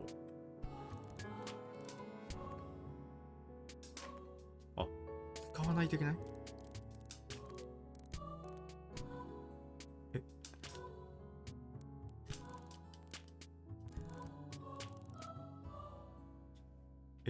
何？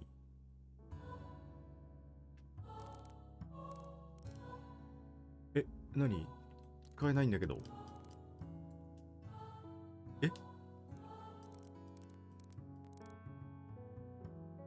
どういうこと？どういうこと？どういうこと？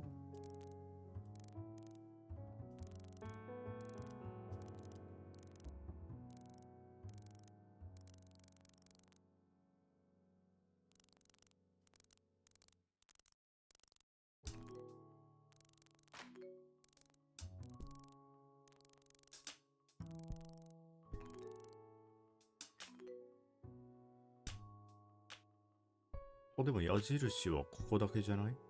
いや、鉄くずはここ。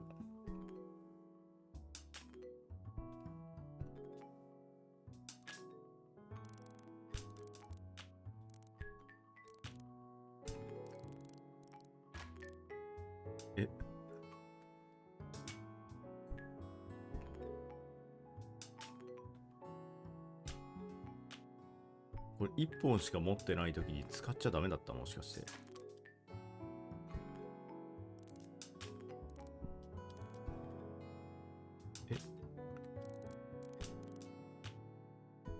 1本しか持ってないとき使っちゃダメとかあった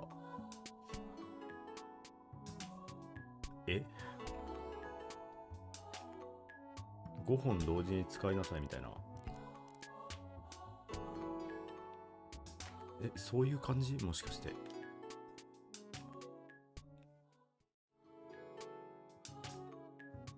傘もう1本。傘もう1本ないですかね？傘もう1本。傘もう1本ないですか？ないな。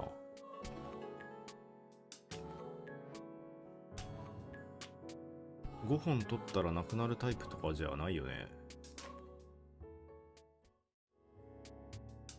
傘、汚いな。汚い家だ。汚い家は置いといて。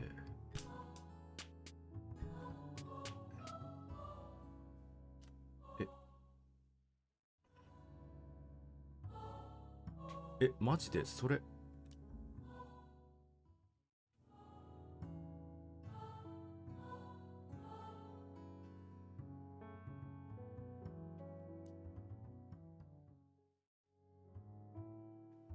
これでも、全体から多分傘もうなくなってるよね。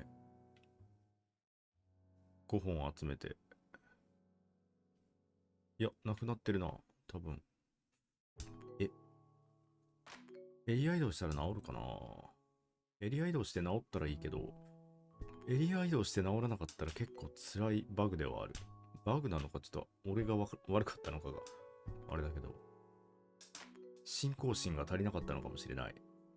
5本使うとこ1本しか使ってないからもうダメねみたい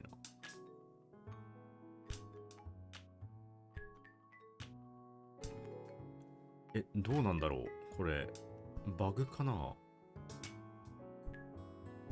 バグだと思うこれ。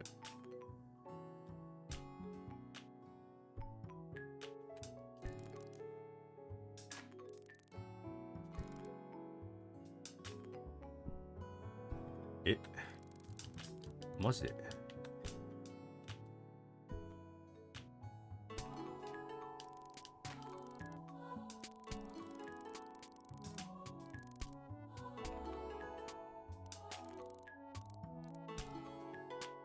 え、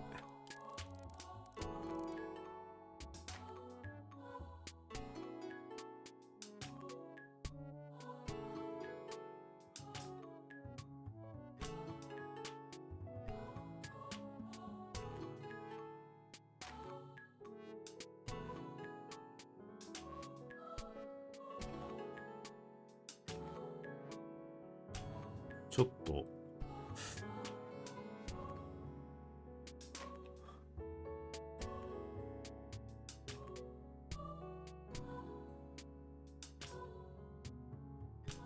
え、ちょっと、この傘のバグがあるか調べてくれる？バグがあるかだけでいいや。え、マジでバグこれ。あ、バグではないってことは、違うところに、違うところに使うのかな？ああ、いけたわ。なんで今なんでいけた？時間時間経過？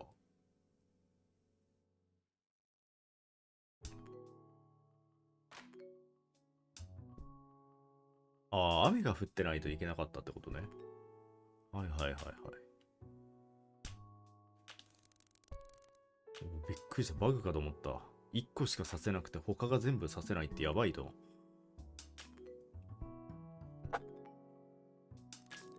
とても冷たい雨だ。私たちの命はいつまでも続かないと決められている。神様がお決めになったのだ。だからその日がもうじきやってくることを私も妻も理解していた。私たちの死は神様がお決めになったのだ。だからこそそれを受け入れなくてはならない。悲しんではならない。悲しむことは神様に背くということだから。はあ。マジでこの人はなんか信じきってる感じだね。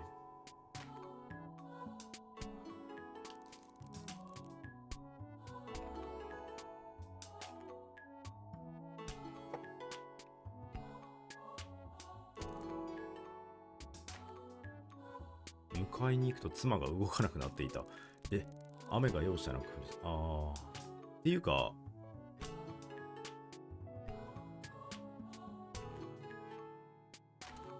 これもしかして今もこれ雨にさらされてるから、この小さな主人公もダメージを受けてるんじゃない？私は神様の前にやってきていた。怒りと悲しみで我を失っていた。なぜこのようなことをお決めになったのか。さっきまでめちゃくちゃ、なんか、怒ってはいけないとか、お決めになったことはみたいなこと言ってたのに、いきなり妻がいなくなったら怒るんだ。なんか、やばいな。なぜ妻は死ななくてはならないのか。神様はただじっと雨に濡れていた。そして私は気づいたのだ。神様は私と同じように悲しんでいる。妻の死を私と同じように。怖っ。こいつ怖いな。私よりも深く悲しんでおられるのだ。私は妻を家に帰して体を乾かした。そして村中の雨を防ぐ道具をかき集め、神様のもとに持っていった。神様は雨がお嫌いだ。そんな話は聞いたことがない。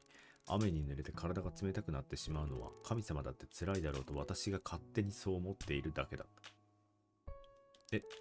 この人はお別れなんだ。傘は全部持っていかなくていいんだ。この雨が結構有毒な雨なんだよね。だから人間がこれで生きれなくなって、で、機械もこれで生きれなくなるほどの有毒な雨みたいな。だいぶ強烈な雨だな。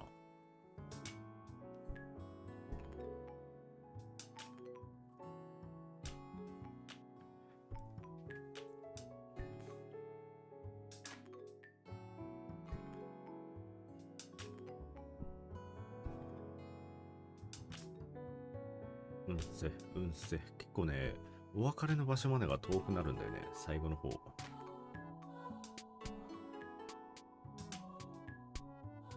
構遠いな。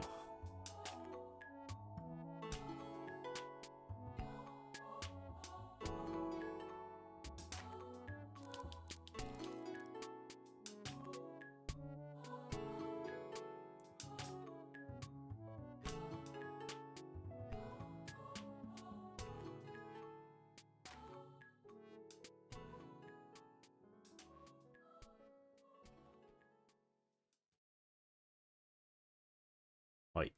というわけで、次かな。ここから出て、もう一回、この上は終わったかな。上は終わったね。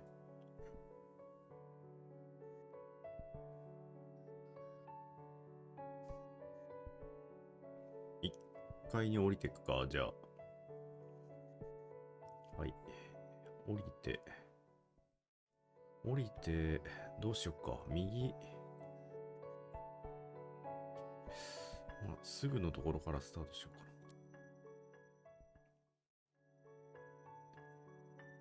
な。ああ、二人いるんだよね。しかもなんか、これほうきなんだよね。松明かと思ったらほうきなんだよね。これ、父親、この大きさは娘さんなのかな。こっち行こうか。イピークさん。はい。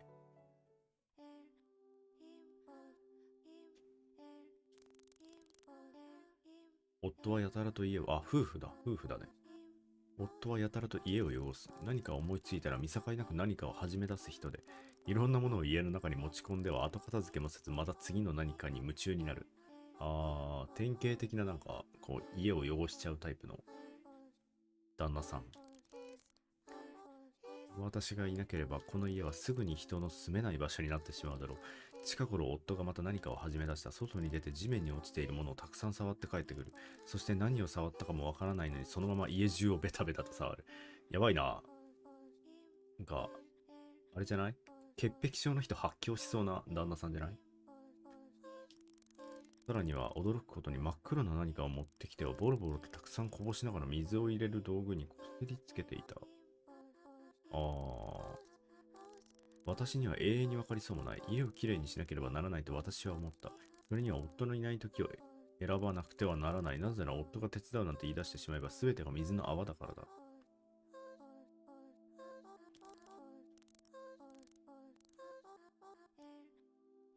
で、この人がいたらダメなのかな。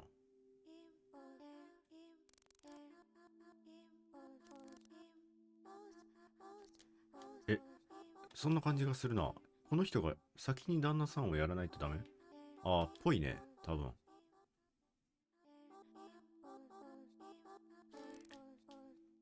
多分旦那さんを終わらせないとダメなタイプかな。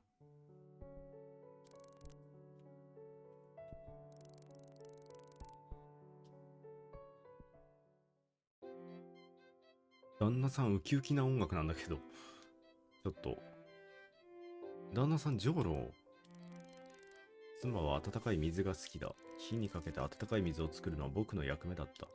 妻は火が苦手なので水を温めることができない。火を使わずに水を温める方法がないか。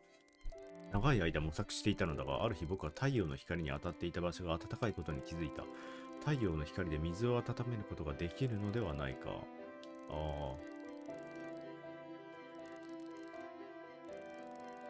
まあ少しだけしか暖かくならないよね。次に気がついたのは太陽の光と色の関係だ。太陽の光が当たっている場所をくまなく触っていくと、その場所の色によって暖かさが違うことです。黒が熱をね、吸収しやすいっていう話ね。いや、てか太陽の光だけじゃきついんじゃないかな。金属でね、ものすごく熱くするって感じかな。そして跳ね返した太陽の光を水を入れるときに熱い。はいはい。傘。なんか虫眼鏡であったかくする容量なのかな。薄い金属村のどっかにあったはずだ。オッケー。もう傘ね。傘をとりあえず集めに行く。左に傘がまだ残ってるんだ。全部使わないっていうのはそういうことなんだね。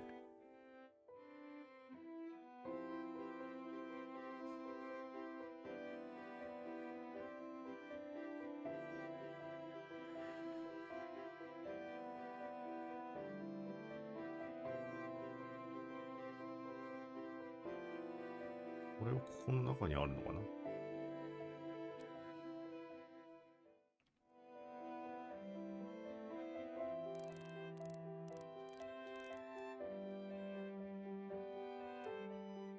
一個で良さそう。いや、2本いるな。あ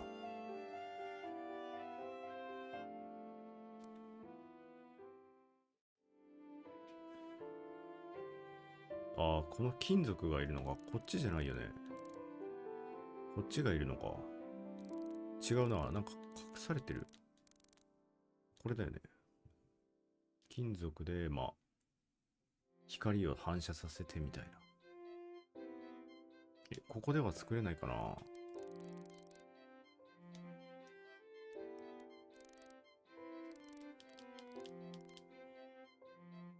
あ、ここで作れるんだ。はいはいはい。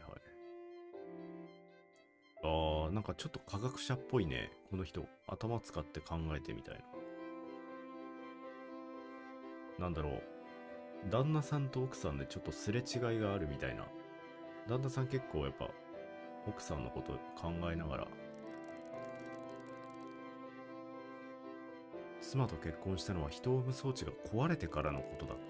妻はずっと子供を欲しがっていたので僕とは結婚できないといつも言っていた。ああ、すでに子供がいる人とじゃないと結婚しても子供ができないからか。この村では夫婦に子供が預けられることは、あ、そういうこと？夫婦にはないんだ。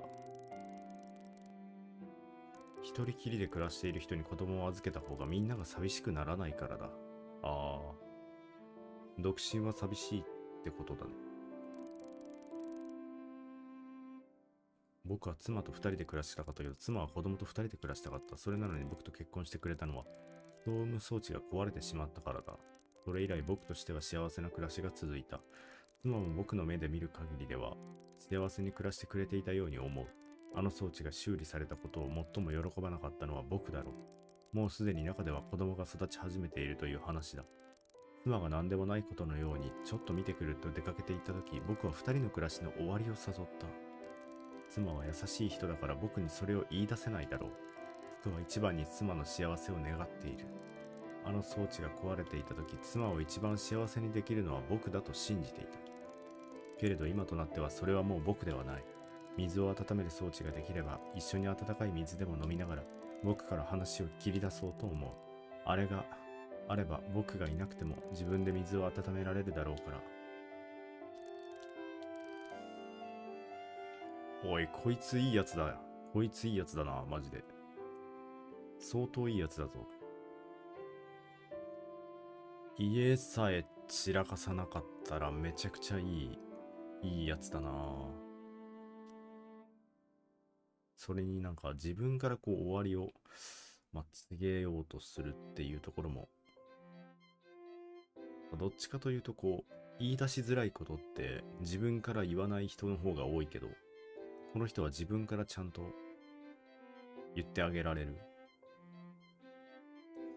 二人目の俺のお気に入りのキャラだね。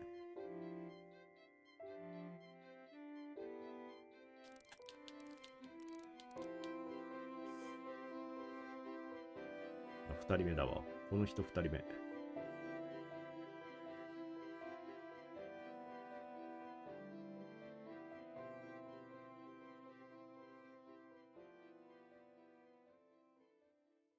これをやった後、妻の方がどう思ってたのかめちゃくちゃ気になるよね。で、ここでしょ、とりあえず。はい。で、ほうき持ってるから、これで掃除して、ほうきの使い方そうじゃないだろ。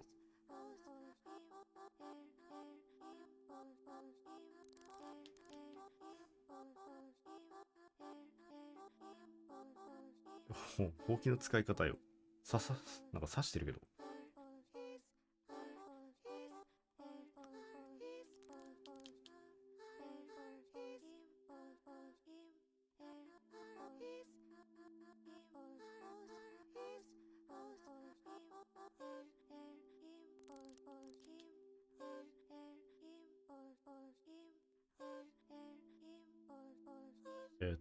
これで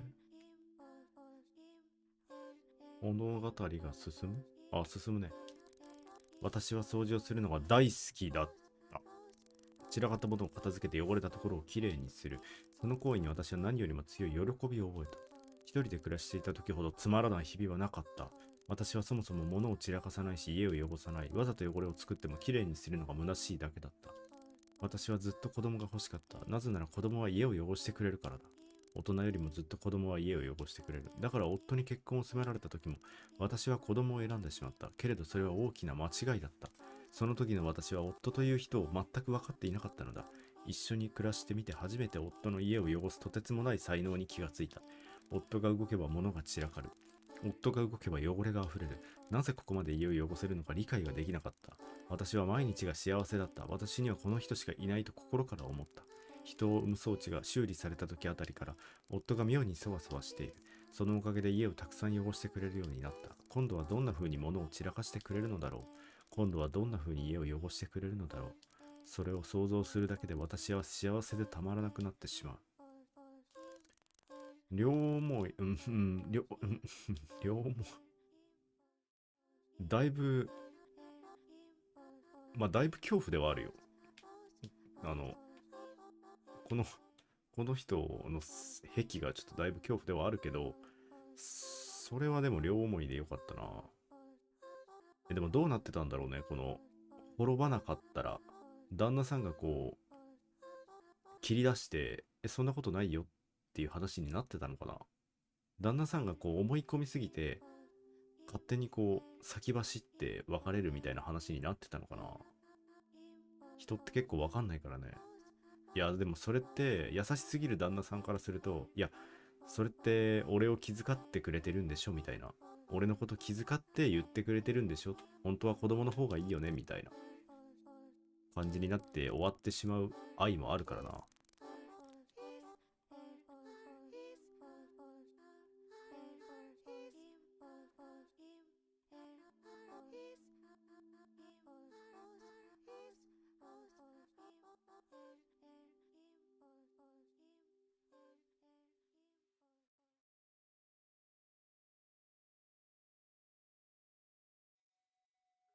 はい、これで次は、散らかった家が終わったので、次かな。あ、この装置、家のそばに出来上がるんだ。はい。シーハさんは死んでいます。何が何でも死にたくない。人は必ずその時が来れば死んでしまう。そんなことは分かっている。分かっているけれど、せめてあと少しだけでも生きていたい。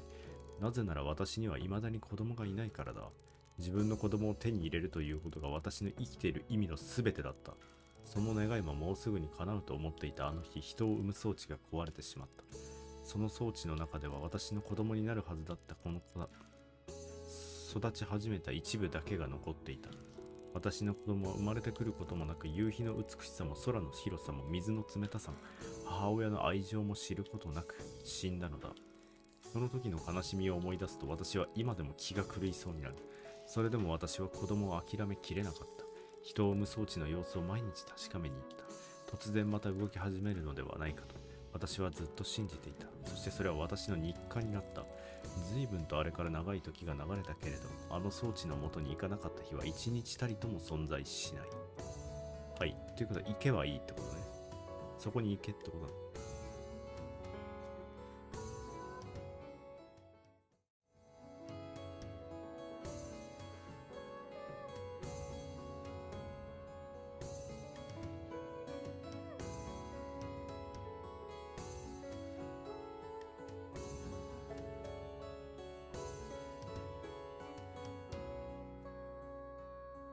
みんなこれ動力が失ってもうなんか、へたってるんだよね、多分。と、人が生まれる装置、人と生き物は皆壊れておりもう二度と。はい。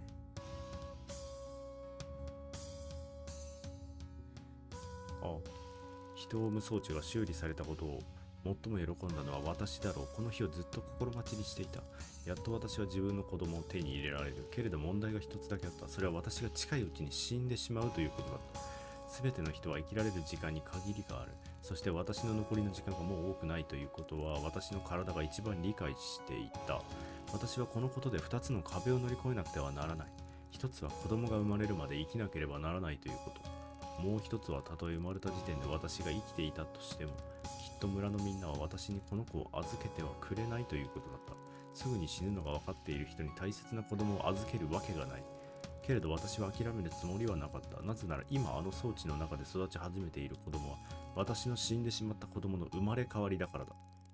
人は死んだら別のものに生まれ変わる。この人は輪廻転生タイプの信じてる人かな。多分転生タイプだね。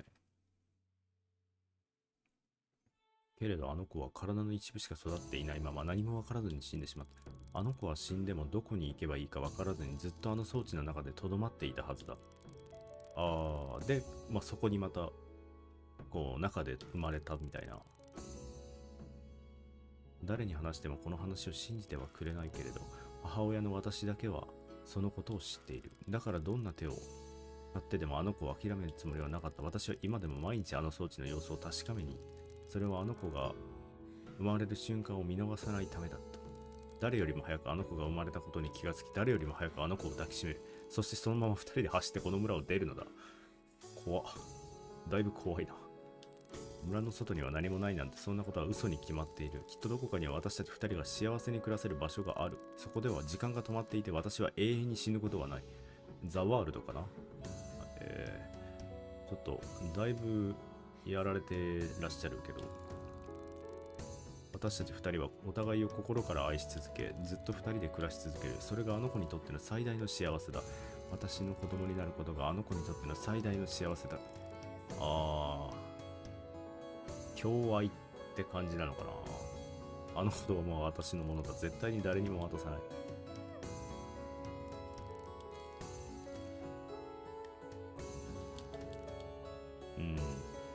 お別れしてくるね、この人とは。この人とはちょっとお別れしてくる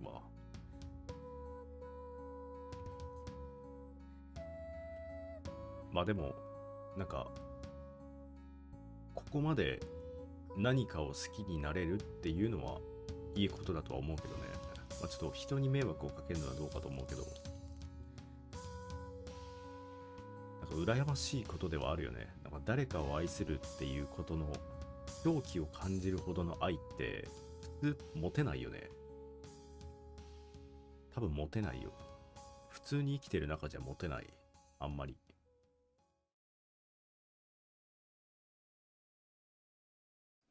共愛の方が終わりましたね。次は、右に右にどんどん行こうか。はい。ゆゆさん。はい、ゆゆさん。ある日、母がおかしくなった。体をうまく動かさないようになってしまい、なぜか人格も変わってしまった。人格？母はとても優しい人だった。私に怒ったことなど一度たりともなかったのに、それ以来どんな細かいことでも私を怒るようになった。どうなんだろう。なんか、ちょっとした精神的な病とか、おかしな形の面白い石を家に持ち帰った。その石を見てよく母と笑い合ったが、それを私に投げつけるために使われた。私が母の思い通りに動かないと石が飛んできた。ヒステリックだね。石が、近くにないときは叫ぶように怒鳴った。一人では生きることができなかった。ほとんど動かない体で水を汲みにはいけないし、太陽の光に当たりに行くこともできない。母が生きるには私だけが頼りだった。だから私は昔の母を毎日思い出すことで、変わってしまった母との生活に耐えていた。それももう昔の母が死んだのは随分と前だ。一人で暮らしている。窓がなかった。だから外に出ないと太陽の光に当たれない。近頃には家の中にばかりいるので、そろそろ太陽の光に当たらないといけないだろう。太陽、外に出ろってことね。一旦ね。はい。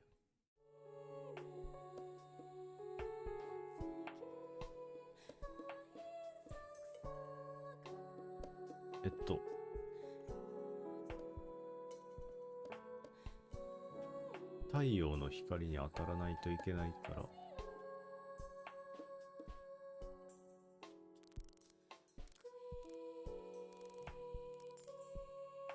これ上に上がらないといけないのかな。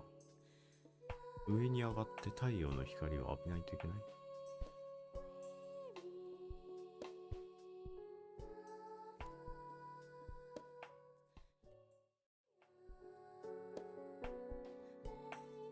ああ、それがこれ雨降ってるともうダメな感じ？雨降ってない時にって感じなのかな？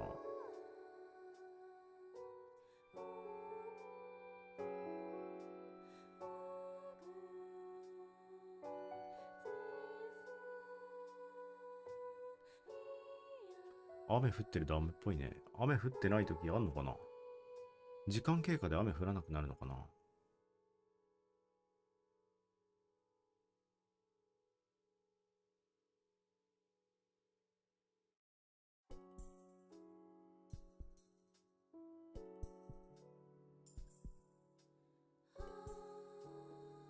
えっと、ずっと雨降るんだけど、雨降ってんの、雨降らなくなることあるのかな？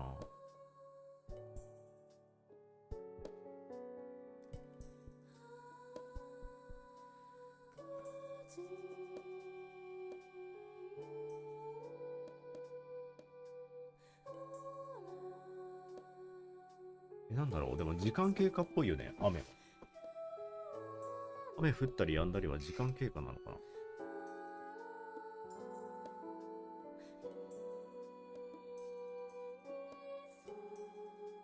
太陽に全く浴びれない。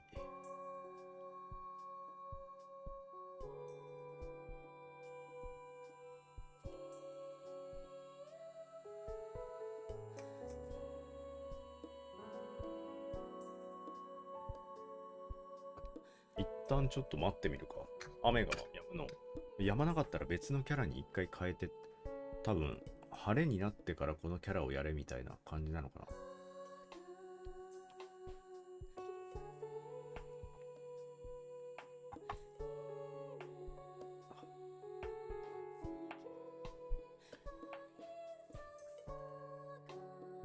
全く雨。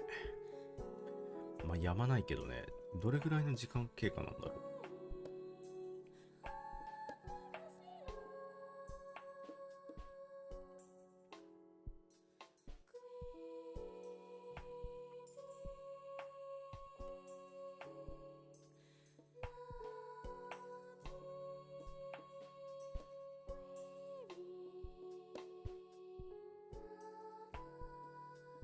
いやー、どうだろう。このキャラクター、もしかして、雨が降ってない時にやりなさいみたいな感じなのかな。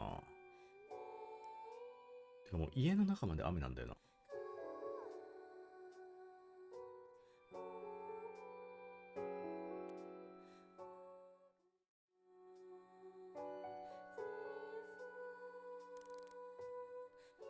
一旦雨じゃない時に来るわ。雨じゃない時にね。一旦雨じゃない時に。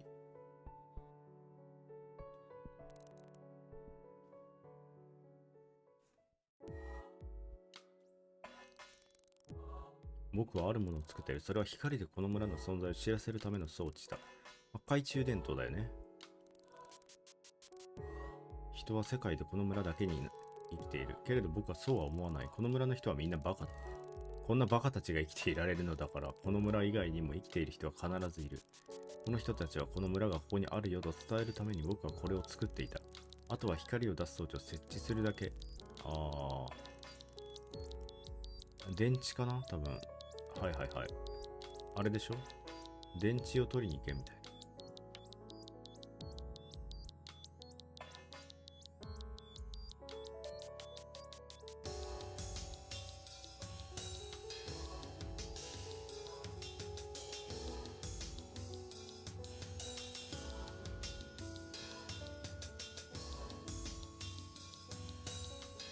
めちゃくちゃ遠いな。電池取りに。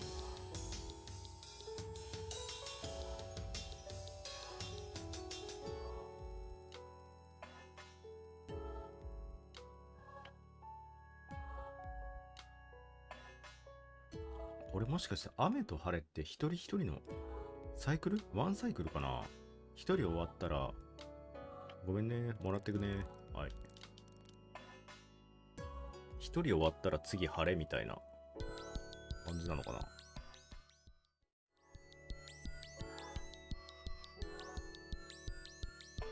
でもワンサイクルではないか。さっき傘の時、晴れから雨になったもんな。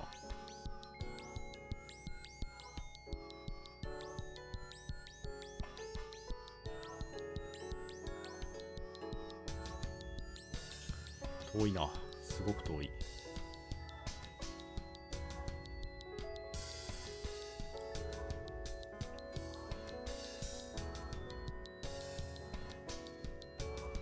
この人はね、人っぽいよね。確かに。子供たちは結構人っぽいんだよな。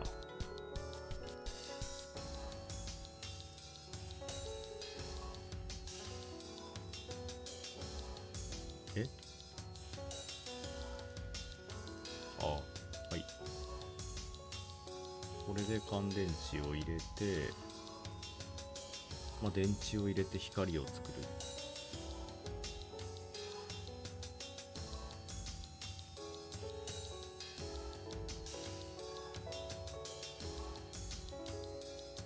はい、これで OK。光を入れられる。ああ、レーザービームみたいに出たね。ちゃんと懐中電灯の光が。この村はいつか滅びるに決まっている。人を生む装置は修理されたけれど、一度壊れたものは必ずいつかまた壊れるし、取り返しがつかないほど壊れてしまうのも時間の問題だ。僕には一つ何よりも恐ろしいことがあった。それはこの村の最後の人になってしまうことだ。村のみんなが次々と死んで最後に僕だけ生き残る。楽しいことや悲しいことがあってもそれを誰にも話すことができない。誰も僕に笑いかけてはくれないし、誰も僕を怒ってくれない。もうすぐ滅びる村でたった一人自分だけが生きている。それを想像するだけであまりにも恐ろしくて悲しい気持ちになってしまう。けれどそれはおそらく僕ではないのだろう。新しく生まれてくるあの子やその後に生まれる誰かがいつかそうなるのだ。僕はそれを防ぎたかった。村の外の誰かがこの村に気づくことで世界で生きているいろんな人が集まって村の最後の生き残りは生まれないかもしれない。もしそれが生まれてしまってもこの装置がいつか誰かをこの村に連れてきてその人の寂しさを埋めてくれるかもしれない。もし本当に外には人がいないのだとしてもこの装置がここにあるということでその人を少しでも救ってくれるかもしれない。君は一人じゃない。この装置がずっと君のそばにいてくれるだろう。僕はずっとそう思いながら作ってきたけれどその思いが伝わるようなことにはならないように僕は心から祈っている。あ、この人も結構いい人だね。でもこの人は自分の中でちょっと自分自身がそういうのになりたくないなみたいなのがあってみたいな感じかな。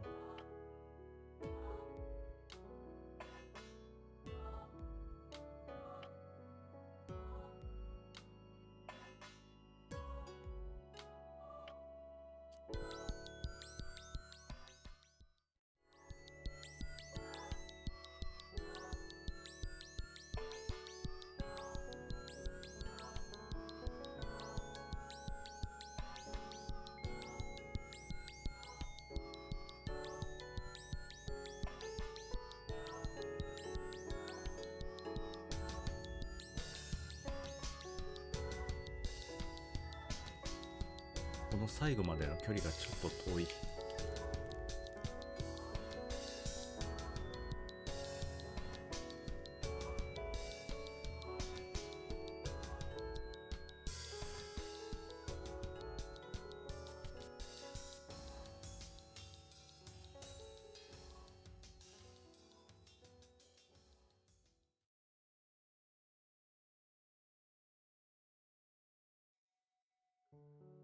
はい、懐中電灯が終わって、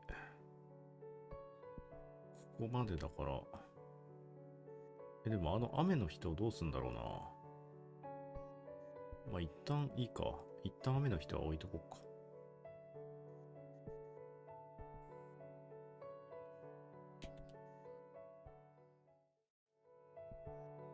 子供だね。モンビブさん。はい。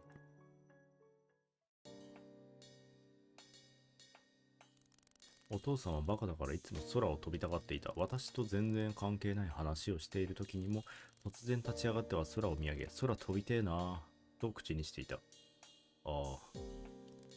翼があれば飛べるのになぁ、といつも言っていた。翼というのは飛ぶ動物の体に生えているもののことだ。飛ぶ動物はあれがあるおかげで空を飛べるらしい。お父さんも一応頑張って考えて、まあいろいろ試してたんだね。昔は危険なこともたくさんしていたらしい。はいはいはい。何の用意もせずにただ飛び降りたりしていたってもう化け物だけどな。ああ、子供ができてね。まあまあそういうことをしなくなったって感じか。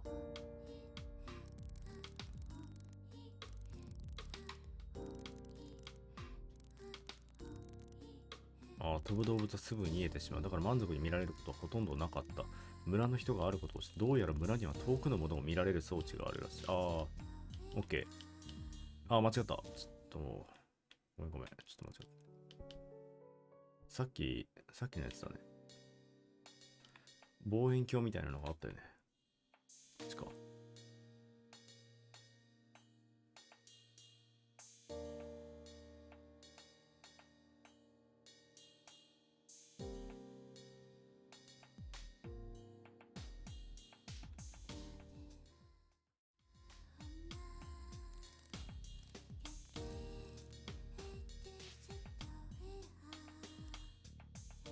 これどこで見るんだろう。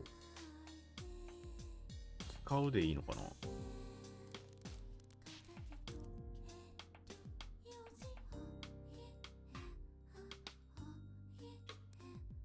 ああ、人は死んだら別の元に生まれ変わる。いつもそう言っていた。死んでしまった時のことなんて考えたくないからだ。まあそうだよね。いつか必ず死んでしまう。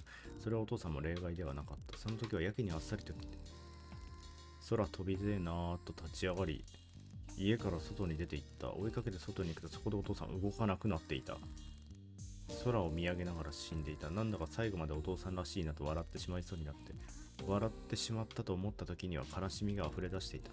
溢れ出して止まらなくなって、それを外に吐き出したくなって、それでも吐き出す方法は何にもなくて、ただ体を震わせているしかなかった。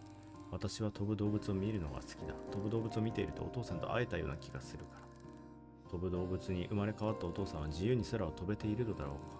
でも私が探すのは主に地面のあたりだった。どうせお父さんは飛ぶ動物に生まれ変わっても上手に空を飛べなくて、空飛びてえななんて言いながら地面で空ばかり見上げているだろうから。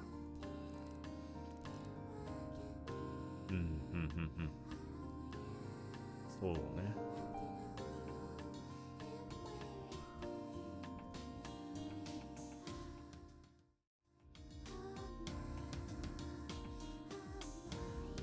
お父さんは空飛びたかったんだろうな。こう、なんて言うんだろう。どうしても先に、その、お父さんだったりお母さんだったりっていうのが失われていくからね。まあ、この人に関してはそうかもしれないけど、大体の人みんな下向いてるけどね、このゲーム。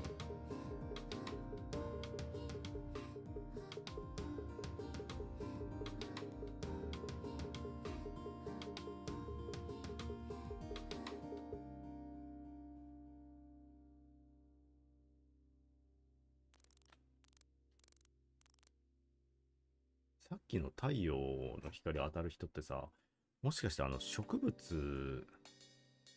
植物のなんか、育てるところに行ったりとかするのかな。でもそれだと矢印出てそうなんだよな。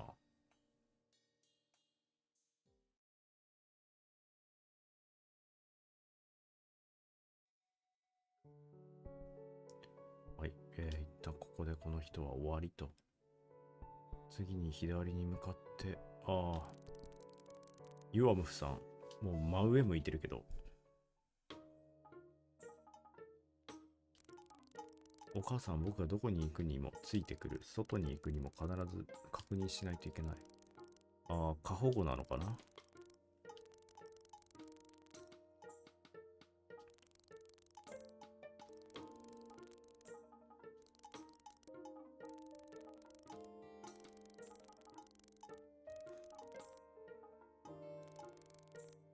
痛いところがあるわけがなかった。そうだよね。転んでないんだもんね。転びそうになっただけで。僕は一度も水を汲みに行ったことがない。ああ、過保護なんだろうな。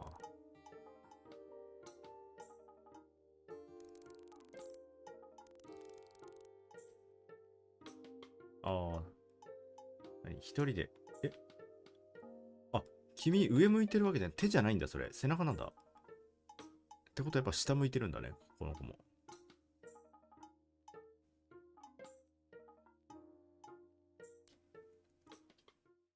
じゃあ、上路。とりあえず上路。上向いてるのと思ってたわ。はいはい、オッケー。組みに行こうか。君、真上向いてるわけじゃなかったんだ。めちゃくちゃ上向いてると思った。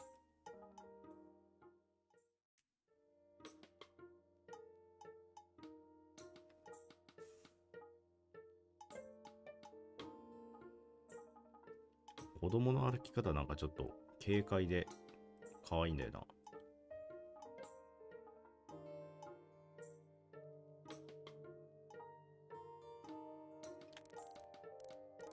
なんか子供が持ってる内容、子供がなんか最後に思ってる内容と大人が思ってる内容と結構違いがあるよね。あ、これ多分これで終わり。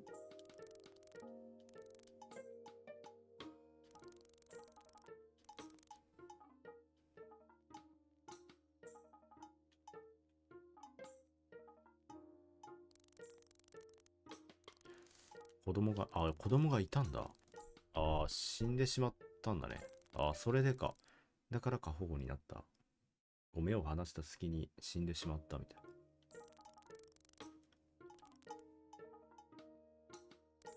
まるで別の何かを見ているようなあの感覚の正体も分かった。ああ、前の子供を見ちゃってるって感じなのかな。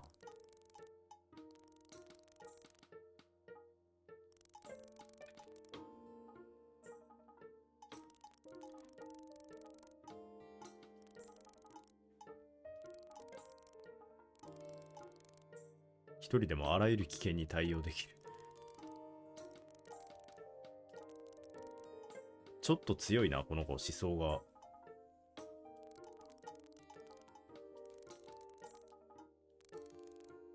まあ、この子にしてはね、自分をやっぱ見てほしいだろうし、でもどうなんだろう。お母さんはやっぱ本当はこの子を見てたんじゃないかなっても思うけどね。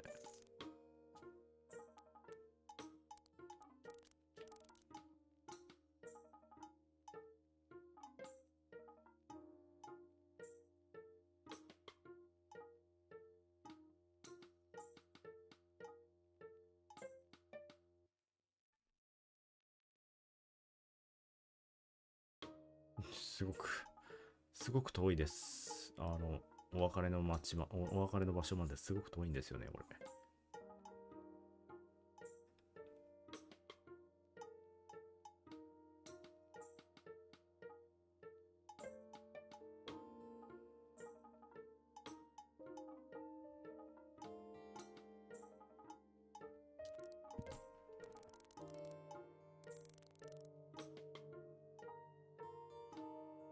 はい。お別れしましょう。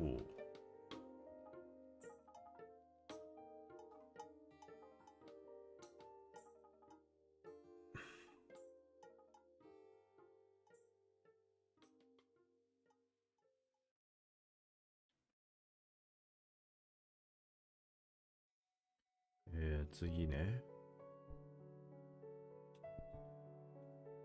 晴れることがないな。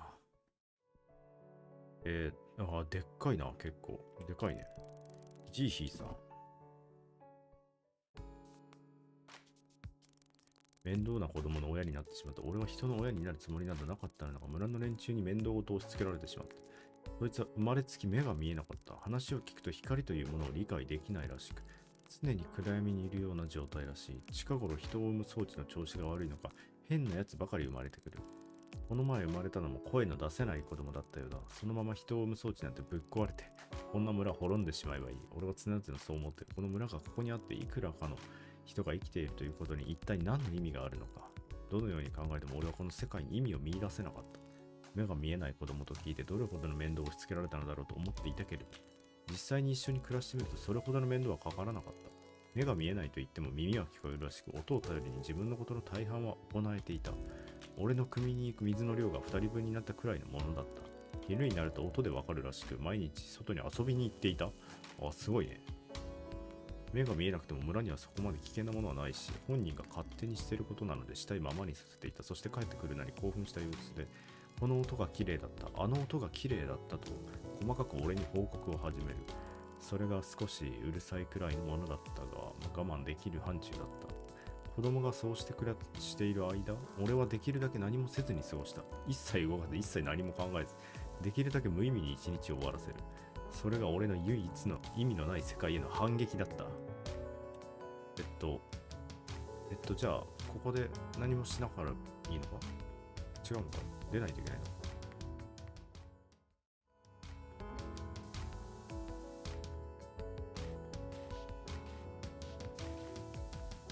これ何も何もしない時間を作れって感じだ。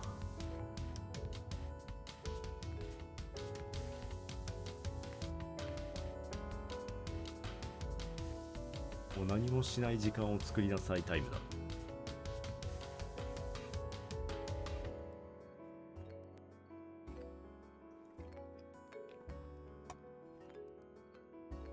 実際どうなのかな。こんな世界になってしまって、こういう考えの人出てきても全然なんか不思議ではない。でもこの考えをしてるっていうのがそもそもロボットっていうところが問題なんだよね。なかなかロボットってそういう心を持つことってないから。もうちょっとだ。あ、終わった。その日も子供は外に出ていた。人を産む装置が壊れたと聞いたのは夕方。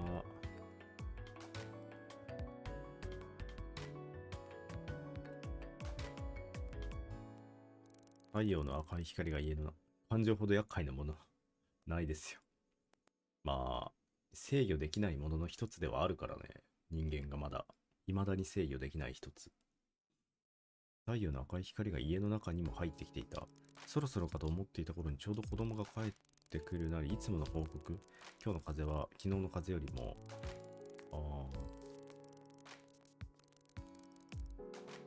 なぜだかその日は無性に腹が立って仕方がなかった。湧き上がる自分の感情を抑えることができなかった。俺は子供を強引に外に連れ出した。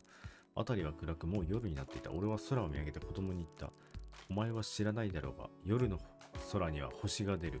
星というのは光の粒のことだ。その粒が何千何万と真っ暗な空に散りばまっている。その光景は周りの音も消え去るくらい美しいものだ。お前には永遠にこの光景は見られない。俺はそれがかわいそうで仕方がないよ。子供はただ黙って聞いていた。お前は青い空も白い雲も知らない。夕日で空が真っ赤に染まることも知らない。月が出ない日の星の明るさも知らない。月が丸い日の空の明るさも知らない。お前は永遠に何も美しい景色を知らないまま、かわいそうに死んでいくのだ。それが残念で仕方がない。よくそれで平気で生きていられるものだ。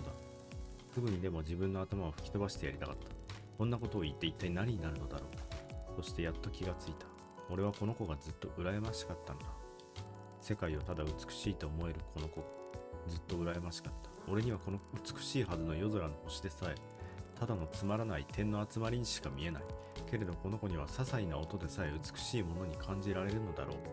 俺はずっと分かっていた。意味のない世界が悪いのではなく、世界に意味を見出せない俺が悪いのだ。俺はこの子の親になってはいけない。この子が俺の子供でいてはいけない。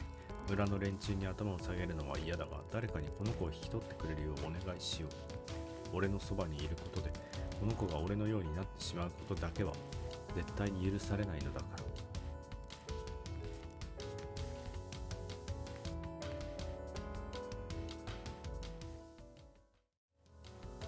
結局この人もなんだけどね、なんかみんな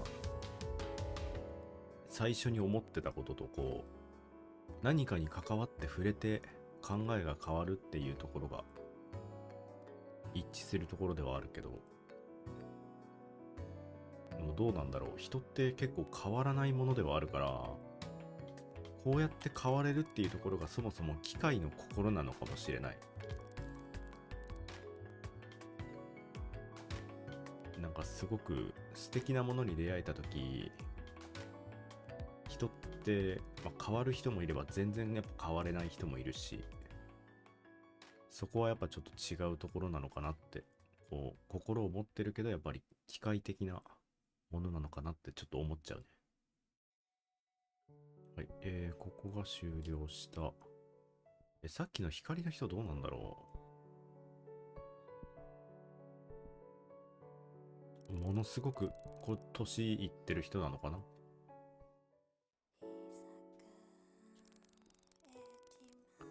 雨が降るとお母さんがよく歌っていた歌がある。私は昔その歌が苦手だった。お母さんってことはちょっと年齢いった娘さんなのかな。聞くととても悲しい気持ちになった。その日は何をしていても胸が苦しくてたまらなくなる。お母さんはなぜそんなにも悲しい歌を歌うのだろう。私はお母さんとの暮らしをとても幸せに思っていて、悲しいと思う時など1秒だってない。あ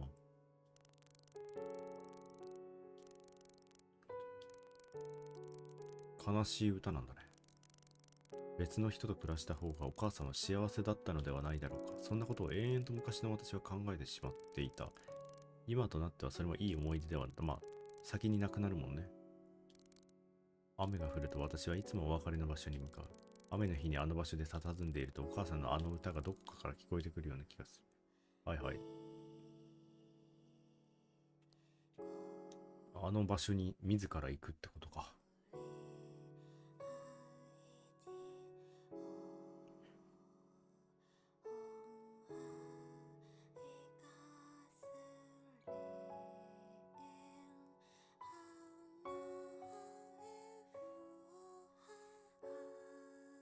なんだろう、このゲームって一人一人の生きてきた奇跡みたいなのがすごく垣間見えて、俺的にはいいゲームだなってすごく思うんだけどな。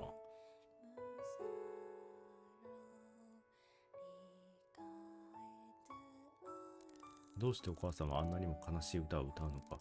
私はずっとお母さんに聞けないままだった。私が不安に思っていることは間違いではない。怖かったからだ。でもね、聞かないとね、聞けないまま終わっちゃう時ってあるから。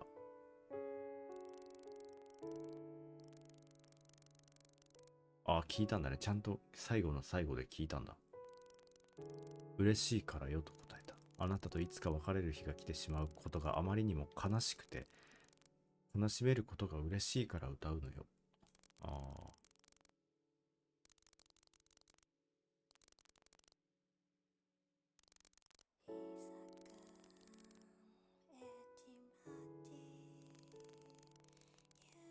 もう二度とやってくることはない。そのことが私は悲しかった。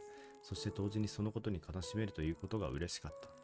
別れが悲しくて悲しくて仕方がないくらい私はお母さんと愛しているということが嬉しかった。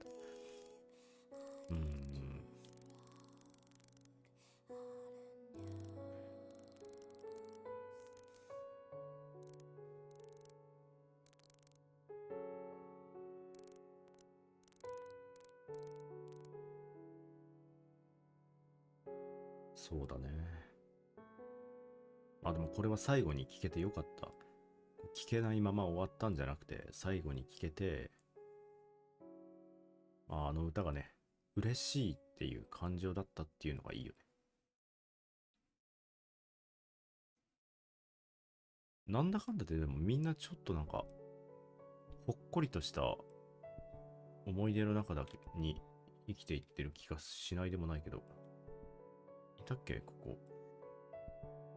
でかいね。野良明さん。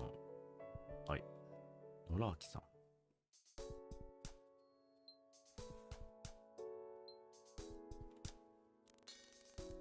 雨はどうして降るのだと思う。昔父親にそう聞かれても僕は何も答えられなかった。そしてそれは今でも答えられていない。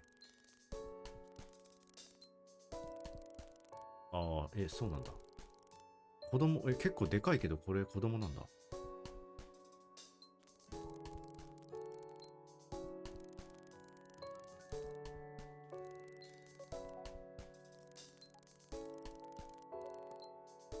村長の子供なんだ。世界は終わっている。いや、それ言うのちょっと嫌だな。世界は終わっている。唯一終わっていないのはこの村だけだ。だから絶対に守り続けなければならない。どうでもよかった。終わろうがどうだろうが、まあどうだってよかったと。村長になってた。村を巡回する。村長になってしまう。あ、だから巡回しろってことか。オッケー。結構でかいな、この村長。これ、歩き回ることで数値が上がっていくタイプだ。巡回っていうか歩き回るタイプだ。数値がどんどん上がっていく。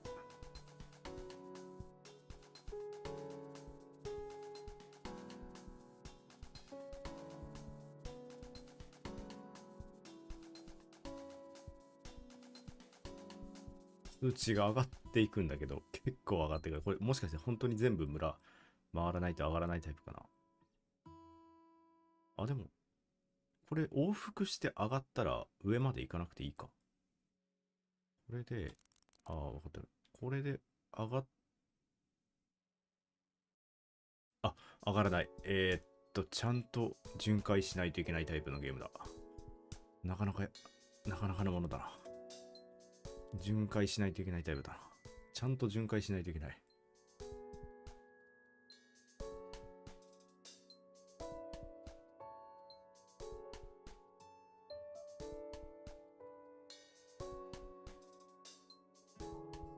でも足6本あるけど、馬っていうか足6本あるけど。ここまで来ては、はい。で、次左奥だね。これでも、この順番で行くと左最後まで行けば、そのまま、お別れの場所までたどり着くから。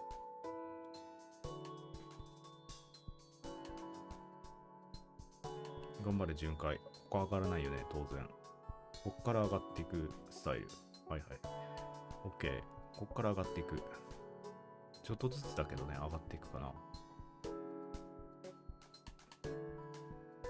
頑張れ、頑張れ、頑張れ。少しずつだけど頑張れ。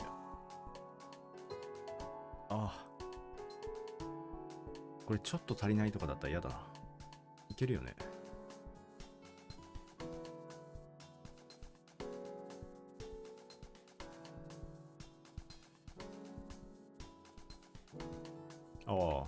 最後までいかなかった。これで雨はどうして降るのだろう。その問いに僕はまだ答えを出せてない。元の父親は空ばかり見ている。空を見上げるだけでたくさんのことがわかると言っていた。虹が出るのかどうか。父親が何かを言ったとき必ずそれはその通りになった。何もわからなかったが、雲がゆっくりと流れていくのを見ているだけで楽しかった。不意に雨が降るぞと言った。するとすぐに雨が降り出し、嬉しくなって笑ってしました。すると父親が言ったのだ。雨はどうして降るのだと思う。初めて雨が降ることを不思議に思った。どうして空には水がないのに雨が降ってくるのだろう。答えられずにいる僕に対して少しの間考えてみなさいと父親は言った。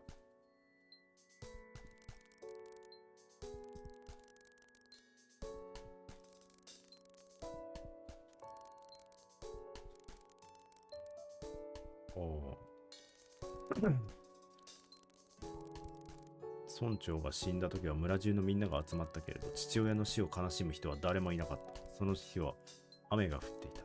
もし僕が村長にならずにずっと父親の隣にいたら、雲がこれから多くなるかどうかも、明日は雨が降るのかどうかも、この後虹が出るのかどうかも全て空を見るだけで分かっただろう。けれど村長になってしまった僕は自分の体を濡らしているこの雨がどうして降るのかということさえ分からないままだった。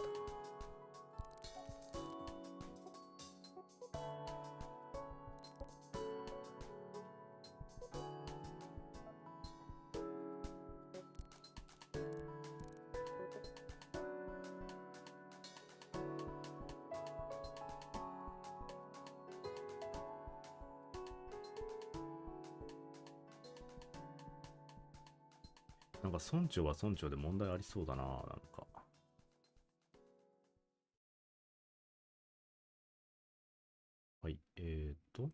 れで一旦出て、もうじき終わるんじゃないかな、この全体的な。まあ、あと3人ぐらいか。いるよね。ちっちゃいな、なんか。はい。ウファキャさんは死んでしまっています。はい。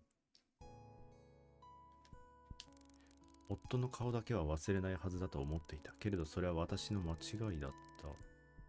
記憶を覚え続けていくことができない。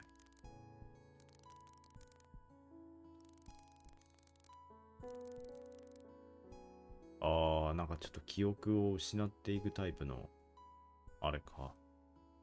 まあロボットだからデータとかメモリなんだけど、人にしてみればそういうのがあるよね。なんか俺も恋愛ドラマとかで見たことあるよ。どういうきっかけで夫婦という関係になったのか何も私は覚えていないけれど、何よりも確かなことが一つあった。それは夫をいつも愛していたということだ。だから夫が死んでしまった時もこの顔だけは絶対に忘れないだろうと心から信じていた。それは本当に何でもない瞬間のことだった。その数秒前までありありと夫の顔を思い出せたのに、ふとした瞬間に夫の姿も何もかも忘れてしまっていた。そんなはずはないと私は思った。もう一度頭の隅から隅まで探るように夫の顔を思い出そうとしてみたけれど、何度やっても結果は変わらなかった。今思えば私はその時に初めて夫が本当に死んでしまったということを実感したのだ。もう二度と会うことはできない。朝眠りから覚めてもそこには夫がいないし、綺麗な夕日を見ていても隣に夫はいてくれない。それがどんなに辛いことなのかということに私はその時初めて気がついた。顔だけで。目についたのは壊れた機械だった。村の至るところに壊れた機械が落ちている。それらを見ているとなんだか夫を思い出せるような気がした。さっきの下に落ちてたやつか。オッケー。オッケーオッケ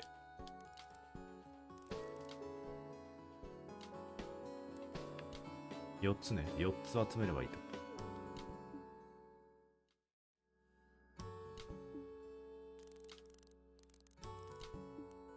1。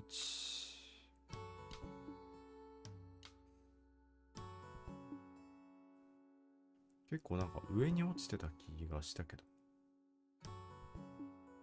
下にも落ちてるよね。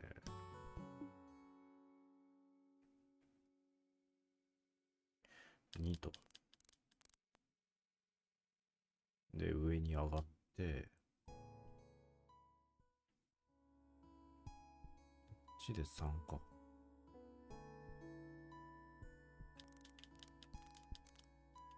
3。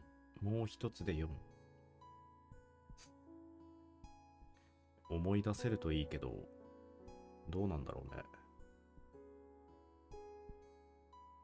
まあ、こういうのって、なんか恋愛ドラマでもよくあるんだけど、最後に思い出せないパターンの方が、俺って結構現実味があるなって思うんだけどね。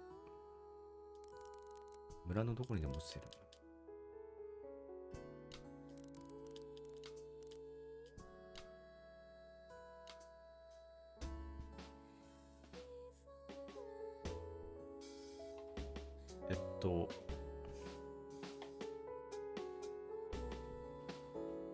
それ、顔なんだよね。はいはい。何でもかんでも忘れてしまう私を受け入れてくれた。私の思い出を何一つ覚えていなくても嫌な顔一つしないし、その度にあの時はこうだったと本当に楽しそうに話してくれた。何十回も何百回も同じ話をしていれば私ならさすがに嫌になってくるだろう。死の間際でも夫はいつもの夫だった。君はどうせ僕の顔なんてすぐに忘れるさと。夫は割った。でも心配はいらない。人は死んだらみんな同じ場所に行くらしい。にわかには信じられないがこうなってしまっては信じるほかない。君が死んだらその場所で僕が君を見つけるよ。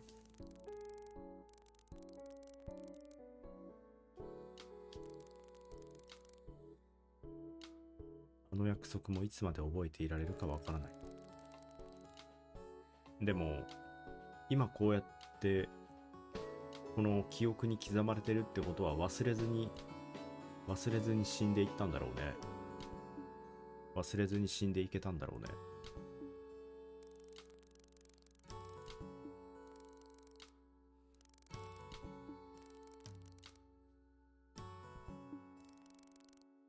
夫が私を見つけてくれる。そうだよね。私は忘れていてもきっと夫はまたとても楽しそうに何百回でも同じ話をしてくれるだろう。死ぬのが楽しみになってしまった。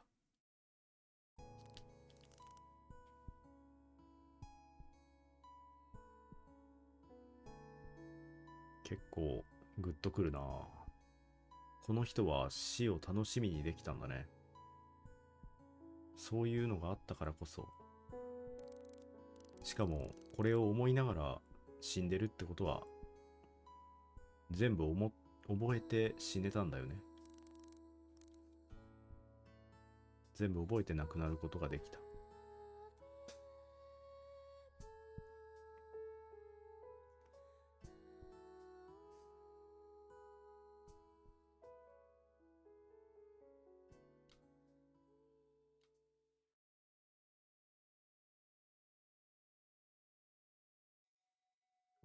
あ、顔が飾られた。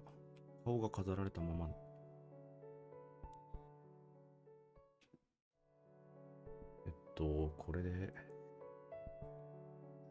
これで、あとはさっきの人だけか。さっきの人だけだと思うけど。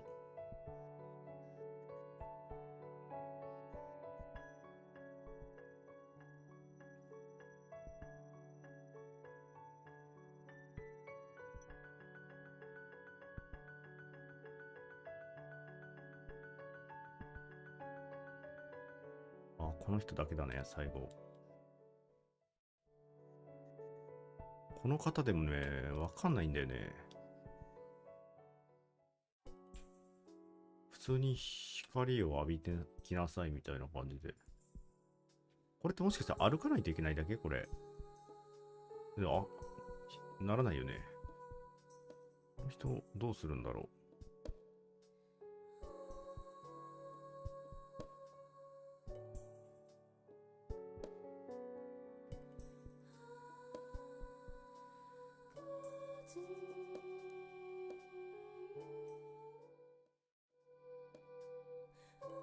光を浴びればいいんだろうけど、中に入ると、まあダメなんだよね。ここ、光浴びれるけど、これダメなんだよね。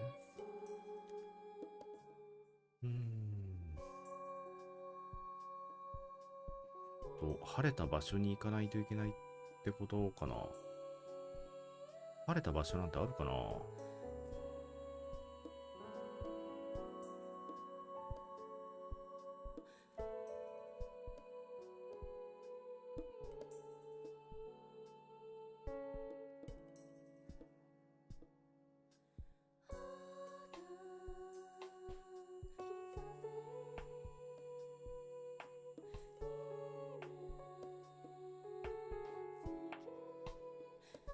ここじゃないよね。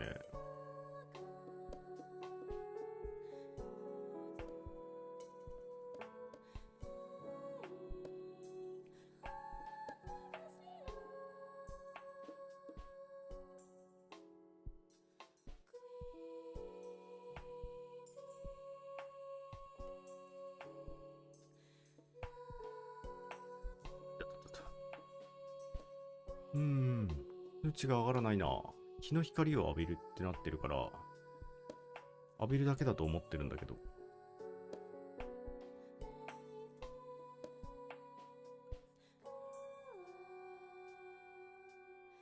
なんだろう。日の光を浴び、浴び、浴びる場所があるのかな。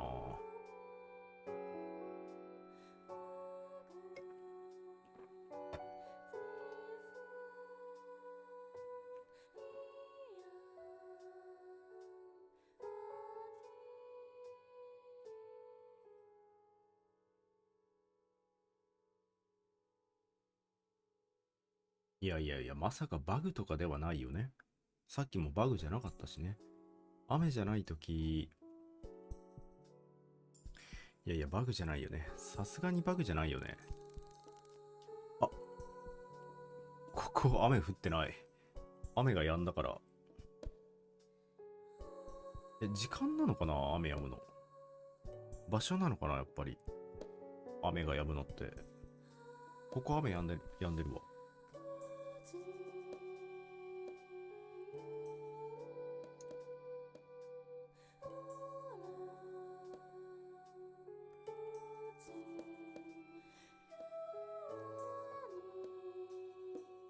これで光の光を浴びて、日の光を浴びて。てか、日の光を浴びるってことはソーラー電池なのかな彼ら。実際。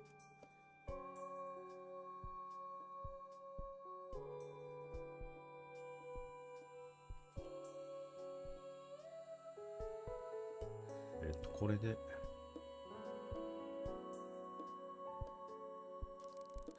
変わってしまった母との生活は長く続いた。わざわざ数えてはいないが10年以上は経っていたと。さっきの、あれだね。こう、石を投げつけられるようになっちゃったっていう。その時間に喜びなど一つもなかった。常に苦しい習慣の連続だった。変わった時と同じように終わりも突然のことだった。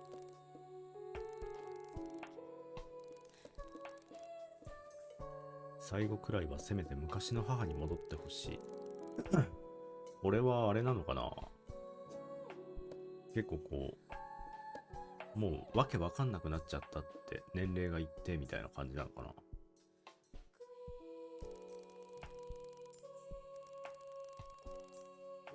ああ、悲しみは生まれなかった。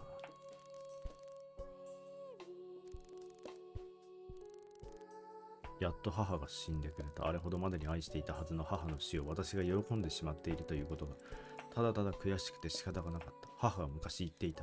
人は死んだら同じ場所に行くらしい。今も穏やかに暮らしているだろう。でも私はもう母と同じ場所へは行けなかった。母の死を喜んでしまうような私が母と同じ場所になど行けるはずがないのだから。私が行くのは暗くて何もない場所だ。そこにはおかしくなった母がいて、私はずっと石を投げつけられるのだろう。そこにもう終わりはない。私にはそれがお似合いだった。いや、そんなことないだろう。やっぱりこう、介護とかも、しんどくなることって絶対あるからね。それをなんかこう、自分のせいだと思っちゃいけないよな、実際。それは自分のせいじゃないんだよな。心の重荷が確かにこう、罪悪感として刻まれるんだけど、それを抱えすぎてもなって俺は思うけどね。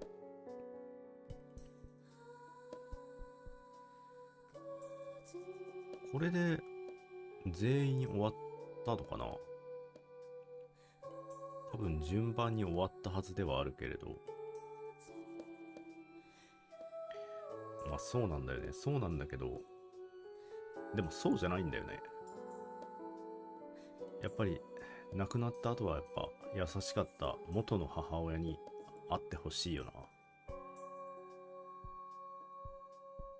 これで終わりかな、この全部。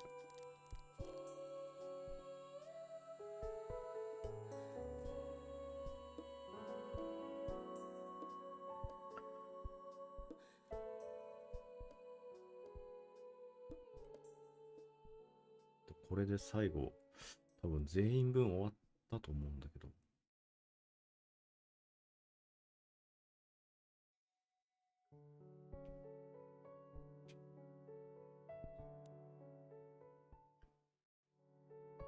ああ、どっか行けって言われてるね。えっと、上、上だけど左もって言われてるけど。なんだろう、左は何なんだろう。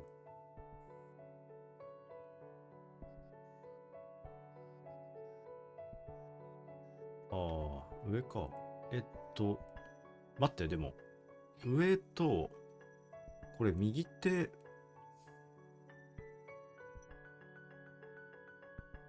村の外じゃないこれ。村の外に出る選択肢があるってことじゃないかな。ああ、そうだよね。村の外に出る選択肢があるってことじゃない？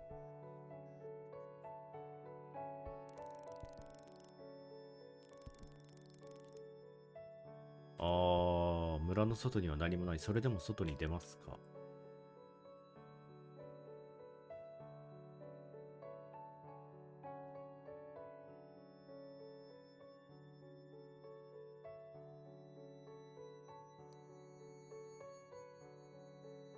みんなとお別れしたからね。出てみようか。どっちみち多分一人じゃ生きていけないし、最後に、いやーでも人をなんか生み出す機会がどうなってるのかっていうのも、でも最初に言ってたみたいに、治ってないって言ってたんだよね。だから治ってないから、いてもずっといても意味がないみたいな。俺はじゃあ、出る選択肢にしよっかな。え、まあそう言われると、ああ、いや、ああ、そういうことを選択肢としては、村にずっといるっていう選択肢も今あったんだ。でも印気にならない？いや、でもね、ここは、あえて印を見ずに、自分が今選んだ選択肢を行こうと思う。もし気になったら、やってくれ、他の人が。俺は外に出てみる。俺は外に出てみるよ。